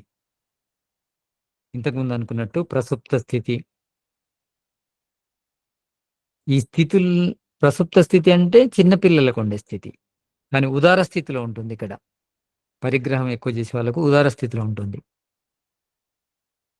ఉదార స్థితి అంటే ఉధృతంగా ఉంటాదన్నట్టు. ఇంకా ఎక్కువ మనం సంపాదించుకున్నామనుకోండి, రాగద్వేషాలు ఎక్కువవుతాయి. దీన్ని సంఘదోషం అంటారు. అంటే మనము మన క్లేశాలను తగ్గించుకునే ప్రయత్నం చేయాలి. తను స్థితికి తీసుకురావాలి. ప్రసుప్త స్థితి అనేది పిల్లలకుంటుంది. విచ్ఛిన్న స్థితి, ఉదార స్థితి అనేది మామూలు మానవులకుంటుంది. యోగికి తనుస్థితి ఉంటుంది. మనం తనుస్థితిలోకి రావాలి. ఉదార స్థితిలో ఉండొద్దు. ఉదార స్థితిని పెంచుతుంది అపరిగ్రహం. పరిగ్రహం అనేది పెంచుతుంది కనుక అపరిగ్రహాన్ని మనం పాటించాలి. తర్వాత హింసా దోషం. మనం ఎంత సంపాదించాలనుకుంటే అంత హింస చేయవలసొస్తది. హింస అనేది జరుగుతూనే ఉంటుంది. మనం ఏ కార్యం చేసినా భూత హింస లేకుండా భోగము లభించదనేది శాస్త్రంలో వస్తది. భూతాలను హింసించకుండా భోగం రాదు. కొన్ని చెట్లు చస్తేనే మనం తినగలుగుతున్నాం, బ్రతకగలుగుతున్నాం. అదే విధంగా ఎక్కువ సంపాదించినప్పుడు చిన్న చిన్న క్రిములు, కీటకాలు అట్లాంటివి చచ్చిపోతుంటాయి. ఎక్కువ వ్యవహారం పెట్టుకుంటే ఎక్కువ హింస జరుగుతుంది. కనుక ఈ 5 దోషాల నుంచి బయటపడాలంటే అపరిగ్రహాన్ని మనం పాటించాలి. యమాల వరకు ఆపేస్తాను. మీకేమైనా సందేహాలుంటే చెప్పండి.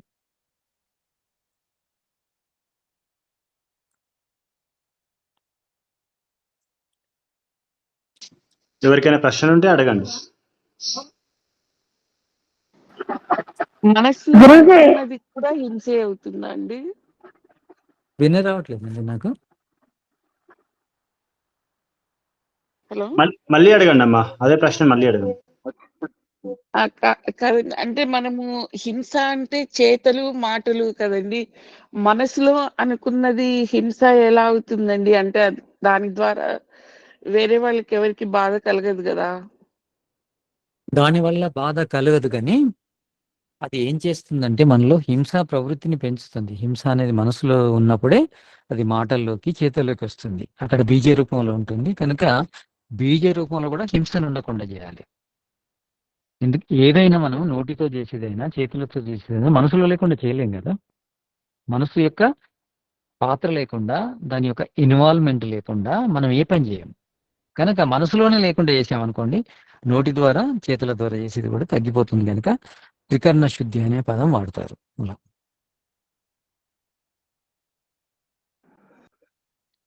అంటే ఇప్పుడు మనని ఎదుటి వాళ్ళు బాధ పెట్టారు అనుకోండి, వాళ్ళని మనం ఏమీ చేయలేము. వాళ్ళు మనకంటే బలవంతులు అట్లా. సో అలాంటప్పుడు మనం మనసులో తిట్టుకోవటమో ఏదో చేస్తాం కదా, అది కూడా హింసే. అంటే ఇక్కడ అన్యాయాన్ని తిట్టుకోవడము, అన్యాయాన్ని అణిచివేయాలని చూడడము హింస కిందికి రాదు. హింస అంటే అమాయకత్వాన్ని మనం హింసించడం, అమాయకులను హింసించడం, అమాయక జీవులను హింసించడం, అన్యాయంగా హింసించడం. అట్లంటే రాజు దండించాలని ఉంది కదా, దుర్మార్గులకు శిక్ష, ఉరి శిక్ష కూడా వేయాలి. కనుక అది హింస కిందికి రాదు. హింస అనేది న్యాయంగా ఉండాలి. అంటే న్యాయాన్ని రక్షించే విధంగా ఉండాలి. న్యాయాన్ని రక్షించే హింస హింస కాదు. ఎందుకంటే ఒక రాముడు ఒక రావణుని చంపేశాడు, కానీ రావణుని చంపడం ద్వారా లంక అంతా కూడా ప్రశాంతంగా ఉండగలిగింది. అంటే దేవుడు కూడా చెడును నశింపజేస్తాడు. ఎందుకంటే ఆ చెడు వల్ల ఎక్కువ మందికి నష్టం జరుగుతుంది కనుక ఆ ఒక్కడిని చంపడం ద్వారా లక్షల మంది సుఖపడ్డప్పుడు అది హింస కిందికి రాదు. అంటే వీళ్ళందరి మీద దయ ఉన్నట్టు వాడి ఒక్కడి మీద న్యాయాన్ని ప్రకటించడం అని. అంటే వాడిని హింసించడం కూడా న్యాయం కోసమే హింసించాము, దాని వెనుక దయ కూడా ఉంది. ఒక దుర్మార్గుని చంపడం ద్వారా ఎంతో మంది అమాయకుల మీద మనకు దయ ఉన్నట్టే కదా, వాళ్ళకు మంచి కలుగుతుంది. కనుక అది హింస కిందకి రాదు.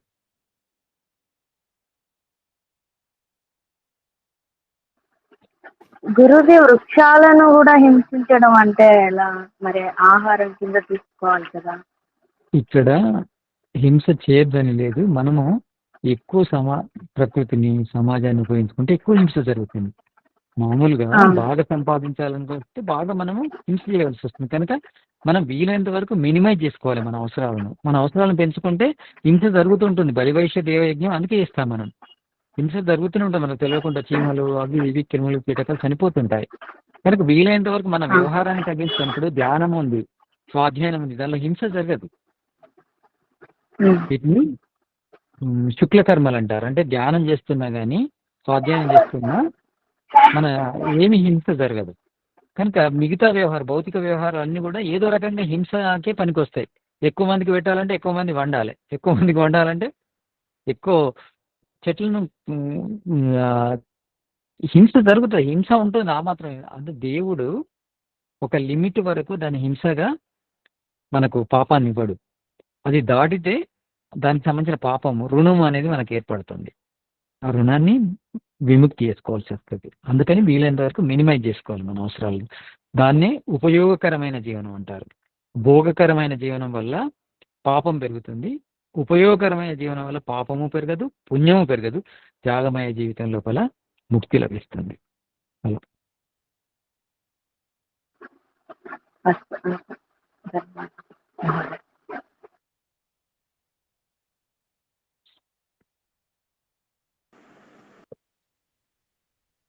ఇంకేమైనా నమస్తే గురుజీ. నమస్తే అండి. నమస్తే అండి. నమస్తే. ఇక్కడ విద్య నమస్తే గురుజీ. నమస్తే. ప్రజ్ఞ ఉంటారు కదండి పదాలు. ఏంటండి? విద్య, జ్ఞానము, బుద్ధి, మేధ, ప్రజ్ఞ, ప్రతిభ, రుతంబర్ అనే పదాలు వాడుతుంటాం కదండి. వాటికి కొద్దిగా ఆ రుతంబర్ అనేది అసంప్రజ్ఞాత సమాధి, సంప్రజ్ఞాత సమాధి మొదలకు వస్తుందా అని వీటి కొద్ది వివరణ గురించి. సంప్రజ్ఞాత సమాధి లోపల బుద్ధికున్న స్థితిని రుతంబర్ అంటారు. అంటే అక్కడ బుద్ధి లోపల ఏ విషయం వచ్చినా దాని యొక్క యథార్థ స్వరూపం తెలుస్తుంది. ఆ చిత్తాన్ని రుతంబర్ అంటారు.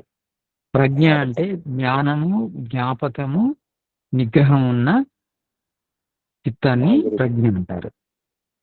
ఇక విద్య అంటే అవిద్యను దూరం చేసే జ్ఞానాన్ని విద్య అంటారు. తర్వాత జ్ఞానము అంటే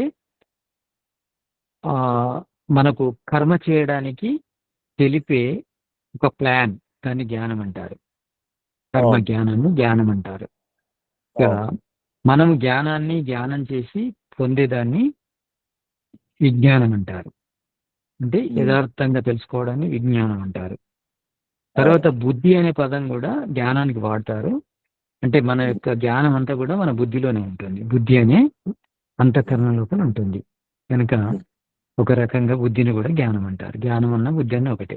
కానీ బుద్ధి అనేది యంత్రము, జ్ఞానం అనేది దాని యొక్క ద్రవ్యము. ఇలా వీటన్నిటికీ పదాలు ఏమున్నా కానీ సాధారణంగా మనం లోపలికి వెళ్ళకుంటే అంతా కూడా ఒక జ్ఞానం అనే పదంతోనే వాడతాం వీటన్నిటిని. అదండి. సరే గురు, ధన్యవాదాలు. మంచిదండి. మనకి అహంకారం అనేది ఉండొచ్చునా ఉండకూడదా అని. అహంకారం అనే ఒక అంతఃకరణ మన లోపల ఉంది. దాని యొక్క ఉద్దేశం ఏంటంటే మనమేంటో తెలియజేసే యంత్రం అది. అంటే నేను ఫలానా అంటే దాని లోపల స్మృతి ఉంటుంది. అహంకారం లోపల స్మృతి ఉంటుంది, జ్ఞాపకం ఉంటుంది. అంటే నేను ఫలానా అప్పలనాయుడు అనేది మీకు ఎలా తెలుస్తుంది? అహంకారం వల్ల తెలుస్తుంది. నాకు ఇది కావాలి అనేది అహంకారం ఉండడం వల్ల నాకు ఇది కావాలని అనుకుంటాడు.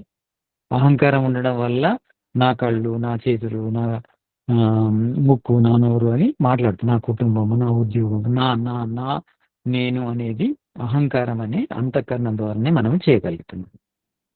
అయితే ఇక్కడ అహంకారము అని అంటే చెడు అర్థంలో ఎలా వాడతామంటే నాకు లేనిది ఉన్నది అనుకుంటే దాన్ని అహంకారం అంటారు. అంటే చెడు అర్థంలో చెప్తున్నాను. అంటే మనం ఉన్నది ఉన్నట్టు అనుకోవడం తప్పేం కాదు. నాకు ఫలానా నేను ఎలా ఉన్నానో అలా ఉన్నాను అనుకుంటే ఏం కాదు. నాకు తెలియకున్నా తెలిసింది చాలా. నాకు హోదా లేకున్నా ఎక్కువ హోదా ఉందని, నాకు ఎక్కువ శక్తి లేకున్నా ఎక్కువ శక్తి ఉందని, నేను అంత పవిత్రుని కాకుండా అందరికంటే పవిత్రుని ఇలా అనుకోవడం అహంకారం, గర్వం, అధికంగా ఆలోచించడం తనకు తాను. ఇందులో విశ్వాసం మంచిది, అహంకారం మంచిది కాదు. విశ్వాసం అంటే నేను చేస్తా, నాకు ఉన్నాయి కాదు, నేను చేస్తా, నేను సాధిస్తా, నేను ముక్తిని సాధిస్తా, ప్రపంచాన్ని మార్చుతా, 10 మందికి సేవ చేస్తా, 10 మందిని ధర్మాచరణలోకి తీసుకొస్తా అనుకోవడం ఆత్మవిశ్వాసం. అది ఏం తప్పు కాదు. అహంకారం తప్పు. అహంకారం ఉన్న వ్యక్తి తామసికం. అహంకారం అనేది ఆత్మవిశ్వాసం అనేది సాత్వికం. అహంకారం ఉండొచ్చు మంచి పనులు చేయడంలో. అహంకారం అన్నదాన్ని నేను చేస్తాను అనుకోవడము ఒక విశ్వాసం. విశ్వాసం మంచిదే. అహంకారం అంటే నేనే చేస్తాను, ఆత్మవిశ్వాసం అంటే నేనే చేస్తాను, నేనే చేస్తాను అంటే నా నుంచి అవుతుంది, ఎవడి నుంచి కాదు అనుకుంటే అహంకారం అవుతుంది. నేను చేస్తాను, నేను కూడా చేయగలను, ప్రపంచంలో ఎవరు చేసిన పనైనా నేను కూడా చేయగలను అని అనుకోవడం విశ్వాసం. నేనే చేస్తానంటే ప్రపంచంలో ఎవడు చేయడు, నేను మాత్రమే చేస్తానంటే అది తప్పు, అహంకారం అవుతుంది. సరే, ధన్యవాదాలు. మంచిదండి. నమస్తే గురూజీ. నమస్తే అమ్మా. గురూజీ, ఇది అస్థేయం అంటే దొంగతనం చేయకుండుట కదా? దొంగతనము చేయకుండా ఉండడం అనేది సామాన్య అర్థము. ఆ, ఇక అది విశేషమైన అర్థం ఏంటంటే అన్యాయం చేయకుండా ఉండడం. అదే ఇప్పుడు మనము ఏ వస్తువులు చూసినా వాళ్ళ అనుమతి లేకుండా తీసుకోవడం అనేది దొంగతనం కింద పరిగణించబడుతుంది కదా. అయితే అవును. ఇప్పుడు మనకు తల్లిదండ్రులు ఉంటారు అనుకోండి. ఇప్పుడు వాళ్ళ సంతానము వాళ్ళ నుంచి వాళ్ళ వాళ్ళ ప్రమేయం లేకుండా ఇప్పుడు వస్తువులు తీసుకున్నారు అనుకోండి, అంటే అది కూడా దొంగతనం కిందనే ఉంటుంది అనిపిస్తుందా? అంటే వాళ్ళకి జ్ఞాపకశక్తి తక్కువై వయసు కొంచెం ఎక్కువైనా కొద్ది జ్ఞాపకశక్తి తక్కువైతే మా అమ్మ నాన్ననే అని వాళ్ళ వస్తువులు వాడడం కూడా మనకు అస్థేయం కింద వస్తుందా? అంటే ఇక్కడ తల్లిదండ్రులు మన వస్తువులు వాడడమా, మనం తల్లిదండ్రుల వస్తువులు వాడడమా? మనం తల్లిదండ్రుల వస్తువులు వాడడం. వస్తువులు వాడడము అంటే ఇక్కడ వాళ్ళ సంబంధించి అంటే వాళ్ళకు అవసరమైనవి మనం వాళ్ళ అనుమతి లేకుండా తీసుకోరాదు. కానీ వాళ్ళు మన అవసరం కోసం పెట్టినవి వాళ్ళ అనుమతి లేకుండా తీసుకున్నా నష్టం లేదు. ఆహాహా. అలా వాళ్ళ కోసం ఇప్పుడు వాళ్ళు కొంత డబ్బు దాచుకున్నారండి వాళ్ళ సేఫ్టీ కోసం, అది మనం తీసుకున్నాం అవును. అనుకోండి, మా తల్లిదండ్రులు తీసుకోరాదు అలా వాళ్ళ అనుమతి ఆహాహా. ఉన్నారు. వాళ్ళు మన కోసమే పెట్టారు కానీ ఆ, వాళ్ళు మనకి ఇవ్వలేదు, వాళ్ళు ఆ, లేరు అందుబాటులో, ఆ, మనం తీసుకున్నాం అనుకోండి తప్పేం లేదు. అది మన కోసమే కదా ఏర్పడ్డది అక్కడ. అవును. అది కాదు దొంగతనం. కానీ ఉమ్.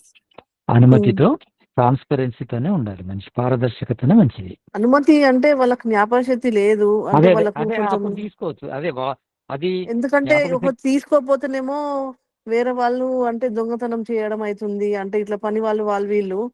అలాంటప్పుడు జాగ్రత్తలు పరచడం కూడా అస్థేయం కింద రాదు కదా అంటున్నా. రాదు రాదు రాదన్న. ఉమ్. దేనికైనా సరే. ఉమ్. ముందు న్యాయం అనే పదం ఉండాలి. మనం ఏ పని చేసినా అది న్యాయంగా ఉంటే ఆ, అధర్మం కాదు. అక్కడ అదే. న్యాయమే మనం చేసేది. అనవసరంగా ఆ, దొంగిలించకుండా మనం ఆపేస్తున్నాము అవును. కనుక అది ఉమ్. అక్షయం కిందికి రాదు. కానీ వాళ్ళు చేతితోటి ఇవ్వలే కదా, అది కూడా మనం వాళ్ళు తెలియకుండా చేయడం. వాళ్ళు అందుకే దాని విస్తృతార్థం చెప్పాను, న్యాయంగా ఉండడం అని చెప్పాను నేను. ఒక సరే, ఓకే. దొంగిలించకపోవడమే అని అక్కడికే పరిమితమైన అర్థం చెప్తే మీకు ఇబ్బంది. కానీ నేను సరే. చెప్పాను న్యాయంగా ఉండాలి. ఆ, న్యాయంగా ఉంటాం కదా, దానివల్ల న్యాయమే జరుగుతుంది కనుక అవును. అది ఉమ్. అస్థేయం. స్థేయం కాదు, దొంగతనం కాదు, సరే. అస్థేయం అవుతుంది. ధన్యవాదాలు గురుజీ. మంచిది. ఇంకెవరికైనా ఏమైనా సందేహాలు ఉన్నాయా? ఏమండి? జీ ఎవరికైనా ప్రశ్నలు ఉంటే అడగండి. గురూజీ, ఇప్పుడు అహింస అంటే ఇప్పుడు ఎవరన్నా సిగరెట్ తాగుతుంటే మనకు తెలుస్తుంది వాళ్ళకి నష్టం అవుతుందని, వాళ్ళు వినరు కదా. మనం చెప్పకుండా మనకి అహింస అంటే కష్టం కదా గురూజీ. మనం చెప్పాలి కానీ అంటే మనం చెప్పడం ద్వారా ఇంకా 4 సిగరెట్లు తాగే విధంగా చెప్పొద్దు ఎప్పుడు కూడా. ఆ, మనం చెప్పడం ఎలా ఉండాలంటే వాళ్ళను మార్చే విధంగా చెబితే దాన్ని హింస అన్నారు, మన్యువు అంటారు. ఓకే. మన్యువు క్రోధం అని 2 పదాలు వాడతారు శాస్త్రంలో కూడా. క్రోధము అంటే మన కోపాన్ని ఆపుకోలేక అనడం, అనడం. ఓకే. ద్వేషించడం, దానివల్ల మార్పు రాదు. మన్యువు అంటే ఏంటంటే మన యొక్క ఆ లోపలున్న ద్వేషభావాన్ని వాళ్ళను మార్చే విధంగా ఉపయోగించడం, అది అదే మన్యువు. మృదువుగా చెప్పడం అన్నట్టు, అంటే మీకు నష్టం అవుతుంది. వాళ్ళు ఏ విధంగానైతే మారుతారో ఆ విధంగా చెప్పడం మన్యువు.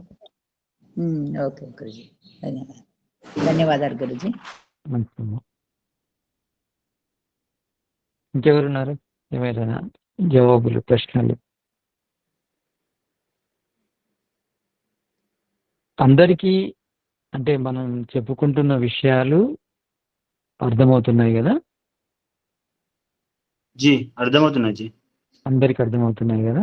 అందరికి అర్థమవుతున్నాయా అండి? చెప్పండి, గురూజీకి చెప్పండి. అర్థమవుతున్నాయి గురుజీ. కొన్ని కొన్ని కొత్త పదాలు మాత్రం అర్థాలు తెలియడం లేదు. అందుకే నేను చాలా వరకు చెప్తున్నారు కొత్త పదాలు, వాటికి అర్థాలు కూడా కొన్ని చెప్తున్నారు, బాగున్నది. ఇప్పుడు విస్తృత అర్థం అంటే ఏదైనా అర్థాన్ని ఎలా తీసుకోవాలి? వివరణ అర్థం అనాలా? విస్తృత అంటే పూర్తి వివరణ. పూర్తి వివరణ. అలాగే ఇంకొకటి సామ్లము విషము అని చెప్పారు ఇందాక, అర్థం కాలేదు. అది చెప్తానన్నా. అది ఆయుర్వేద విషయం, కానీ ఇక్కడ కొద్దిగా తీసుకొచ్చాను ఉదాహరణగా. ఏంటంటే సామ్లము మన శరీరం లోపల మనము ఆహారాన్ని తీసుకోవడము ఎలా ఉండాలంటే, పూర్తిగా జీర్ణమైన తర్వాతనే, అంటే మనం తీసుకున్న ఆహారం జీర్ణమైన తర్వాతనే ఇంకో ఆహారాన్ని తీసుకోవాలి. మనం జనరల్గా ఏంటంటే ఒక టైం పెట్టుకుంటాము. ఈ టైంలో టిఫిన్, ఈ టైం లోపల లంచ్, ఈ టైం లోపల డిన్నర్ అని చేస్తుంటాము.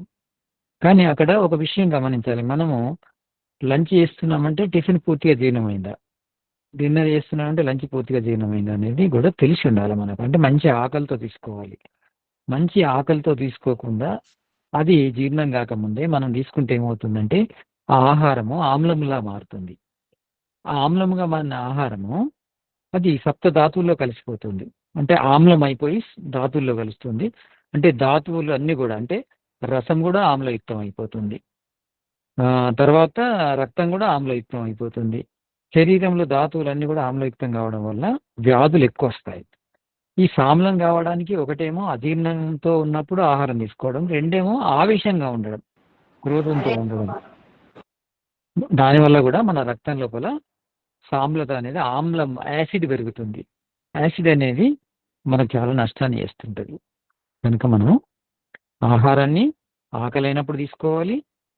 హితుబుక్కు, మితుబుక్కు, ఋతుబుక్కు, ఈ 3 పాటించాలి.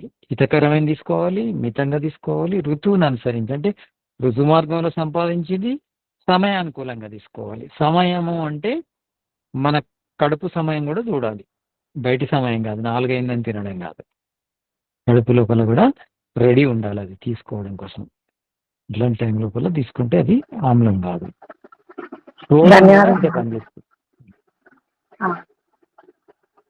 ఆహారం గురించి ఎప్పుడు చెప్తారు గురుజీ?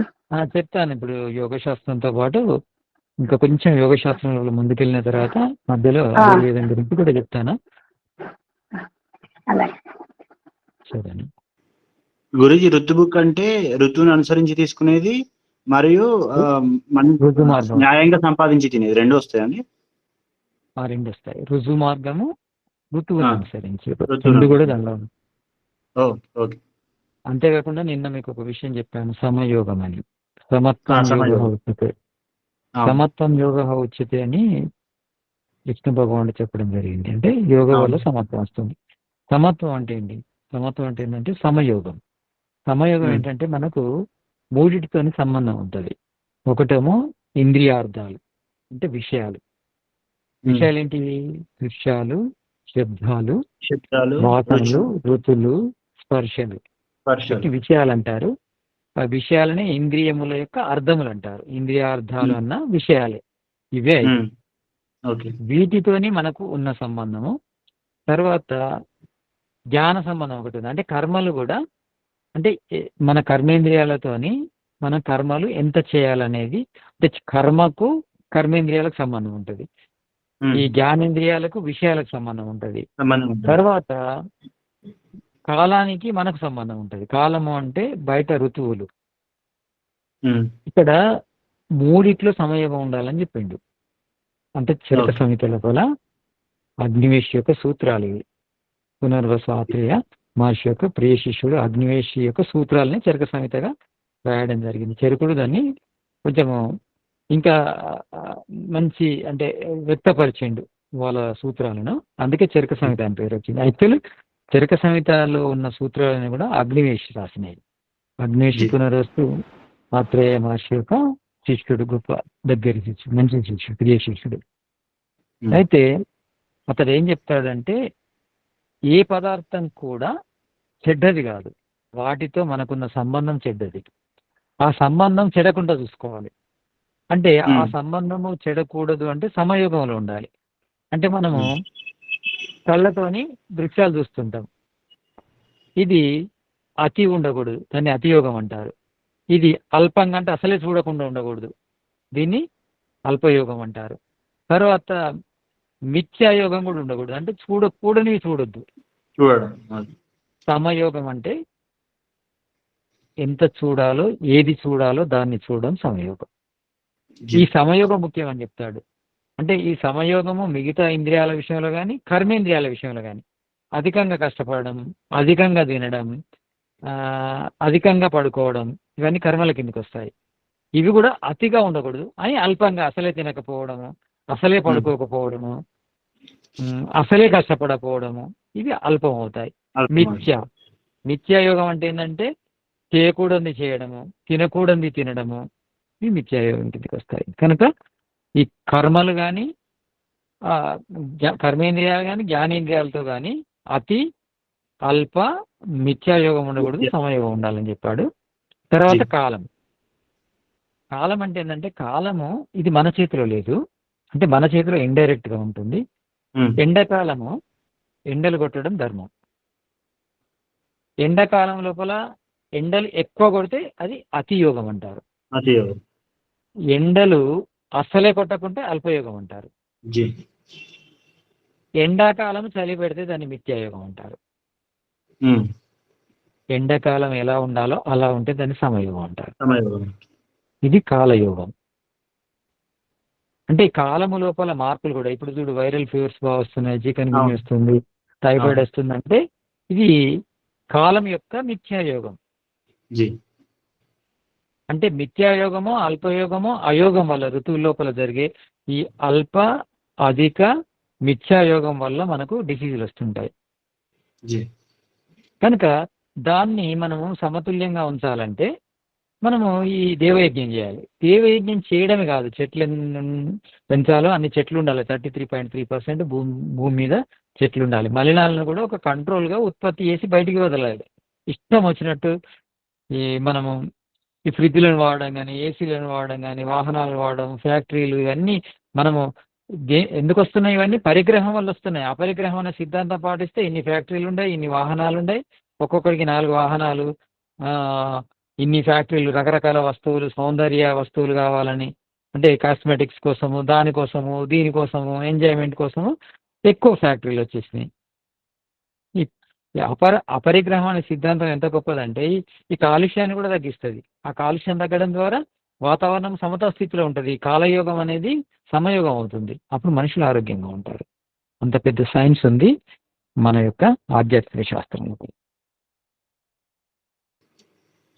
యమ నియమాలు ఒక్కటి పాటిస్తే వ్యక్తిగతంగా, సమాజపరంగా రెండు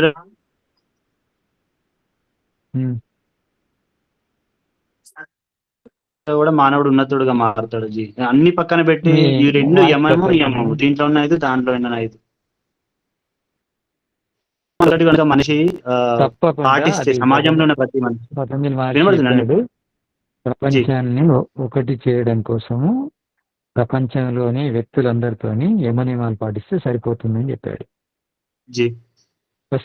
ఎన్నో సమస్యలకు పరిష్కారం ఏర్పడుతుంది యమ నియమాలతో. ఎన్నో సమస్యలు, ఇప్పుడు సమాజంలో అన్ని రకాల అసమానతలకు, అంటే ఆర్థిక అసమానతలు కానీ, వాతావరణ అసమానతలు కానీ, సామాజిక అసమానతలు కానీ, ఏది తీసుకున్నా కూడా, అంటే కుటుంబంలో ఉన్న వ్యక్తుల మధ్య అసమానతలకు కూడా కారణము ఇవి లోపించడం వల్ల, పాటించకపోవడం, ఇవి లోపించడం ద్వారా. కనుక వీటి మీదనే మనం కేంద్రీకృతం చేయాలి మన యొక్క పనిని. ఇంత అద్భుతమైన సబ్జెక్ట్స్ ని మనము విద్యాదశ నుండే, అంటే పిల్లలకి చిన్నప్పటి నుంచే భగవంతుడు సమాధి స్థితి పక్కన పెట్టి ఈ యమ నియమాలు కనుక ఇస్తే సమాజం ఎంత ఆనందకరంగా ఉంటది, ఎంత అద్భుతంగా ఉంటది అనిపిస్తుంది. యమ నియమాలు, సమాధి స్థితి మీరంటున్నారు కానీ బయట యోగా అంటే ఏం ప్రచారం చేస్తున్నాండి? సూర్య నమస్కారాలను 4 ఆసనాలు వేయించడం, లేకపోతే కపాలభాతాలను చేస్తే యోగులైనరు, వీళ్ళు యోగాచార్యులైనరు. అది కొంతవరకే కదా, అంతకంటే గొప్ప యమ నియమాలని. ఈ ఎంట్రన్స్ టెస్ట్ పాస్ కాకుండా ఎవడు యోగి కాలేడు, మనిషి కాలేడు అని చెప్పాను కదా. అహింస అనే ఫస్ట్ పాటించకుంటే మానవ సమాజం నుంచి కూడా నిష్కృతం చేయాలి, అతన్ని బయటికి గెంటేసేయాలి, బహిష్కృతిని చేయాలి అంతే. అట్లాంటి గొప్ప నియమాలు ఇవి. ఒక యోగి కోసమే కాదు, యోగము అనేది సమాధి కోసం కాదు. ఫస్ట్ నుంచి మీకు చెప్తున్నాను, యోగ శాస్త్రాన్ని ప్రారంభించి చెప్తున్నాను నేను. కేవలం సమాధి కోసం కాదు, ప్రతిదానికి వెనక వస్తుంది. ఏది సాధించాలనో యోగ సాధన చేయాలి. అందులో యమ నియమాలు చాలా ఇంపార్టెంట్. కనుక మనము యమ నియమాల ప్రకారం బాగా ఇద్దాము. రేపటి క్లాసులో నియమాల గురించి మాట్లాడదాము. ఇంకా కూడా ఇంతకు ముందు నేను రివ్యూ చేస్తున్న విషయాలు కూడా గుర్తుపెట్టుకోవాలి మీరు.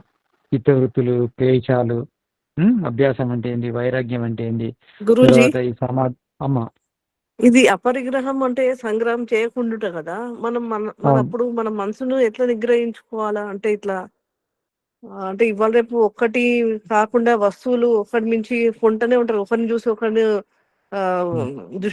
దృష్టి కోణంలో కొంటనే ఉంటాం కదా. మళ్ళీ అది ఎట్లా మనం కంట్రోల్ చేసుకోవాలని అంటే మనం అపరిగ్రహం అనే నియమాన్ని పాటిస్తే అవుతుంది. ఎట్లా పాటించాలా అంటే పాటించాలంటే మనకు వస్తువుల వల్ల మన సమయము వ్యర్థం అవుతుంది, సంబంధము పెరుగుతుంది, బాధ పెరుగుతుంది, దాని రక్షణ గురించి మన కాన్సన్ట్రేషన్ అటే వెళ్తుంది, అది క్షీణిస్తే మనకు బాధ పెరుగుతుంది.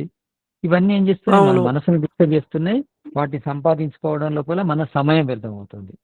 మనకు సమయం అది వేరే వాళ్ళకి అవసరం వస్తుందేమో అని మనము కలెక్ట్ చేస్తా ఉంటాం కదా. మన పిల్లలకు వాళ్ళకి అవసరం వస్తుందేమో అని మనం అందుకే ఒకటే సిద్ధాంతం ఏంటంటే మినిమైజ్ చేయాలి మన అవసరాలను మినిమైజ్ చేయాలంటే అంటే తగ్గించే ప్రయత్నం చేయాలి.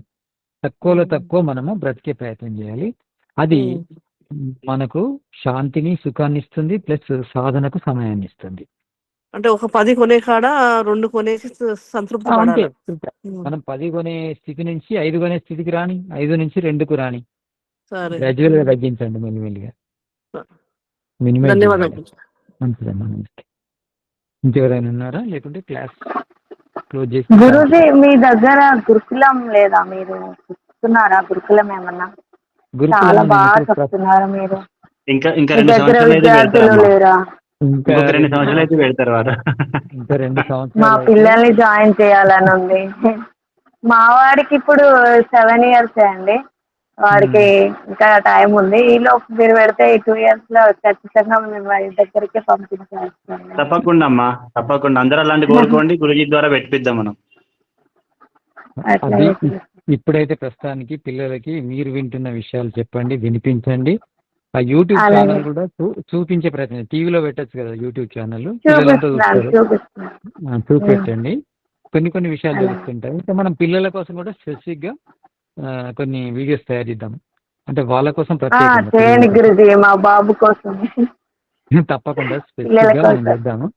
పిల్లల కోసం అని, గృహిణుల కోసం అని, అవన్నీ చేద్దాం. ఇప్పుడు జస్ట్ ట్రయల్స్ నడుస్తున్నాయి, మనం అంతా ట్రయల్ చేస్తున్నాం. వారికి చాలా డౌట్స్ ఉంటాయి, అడుగుతుంటాడు కూడా నన్నే రకరకాల క్వశ్చన్స్ ఈ విశ్వం గురించి, దేవుడి గురించి, చిన్నతనం నుంచే చాలా బాగా.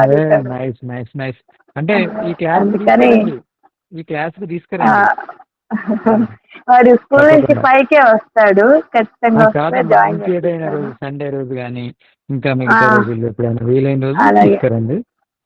ఎందుకంటే బాబుతో డైరెక్ట్ గా ప్రశ్నలు అడిపించినప్పుడు గురువు గారు కూడా డైరెక్ట్ గా చెప్తే బాబుతో ఇంటరాక్టింగ్ చెప్పచ్చు అనమాట.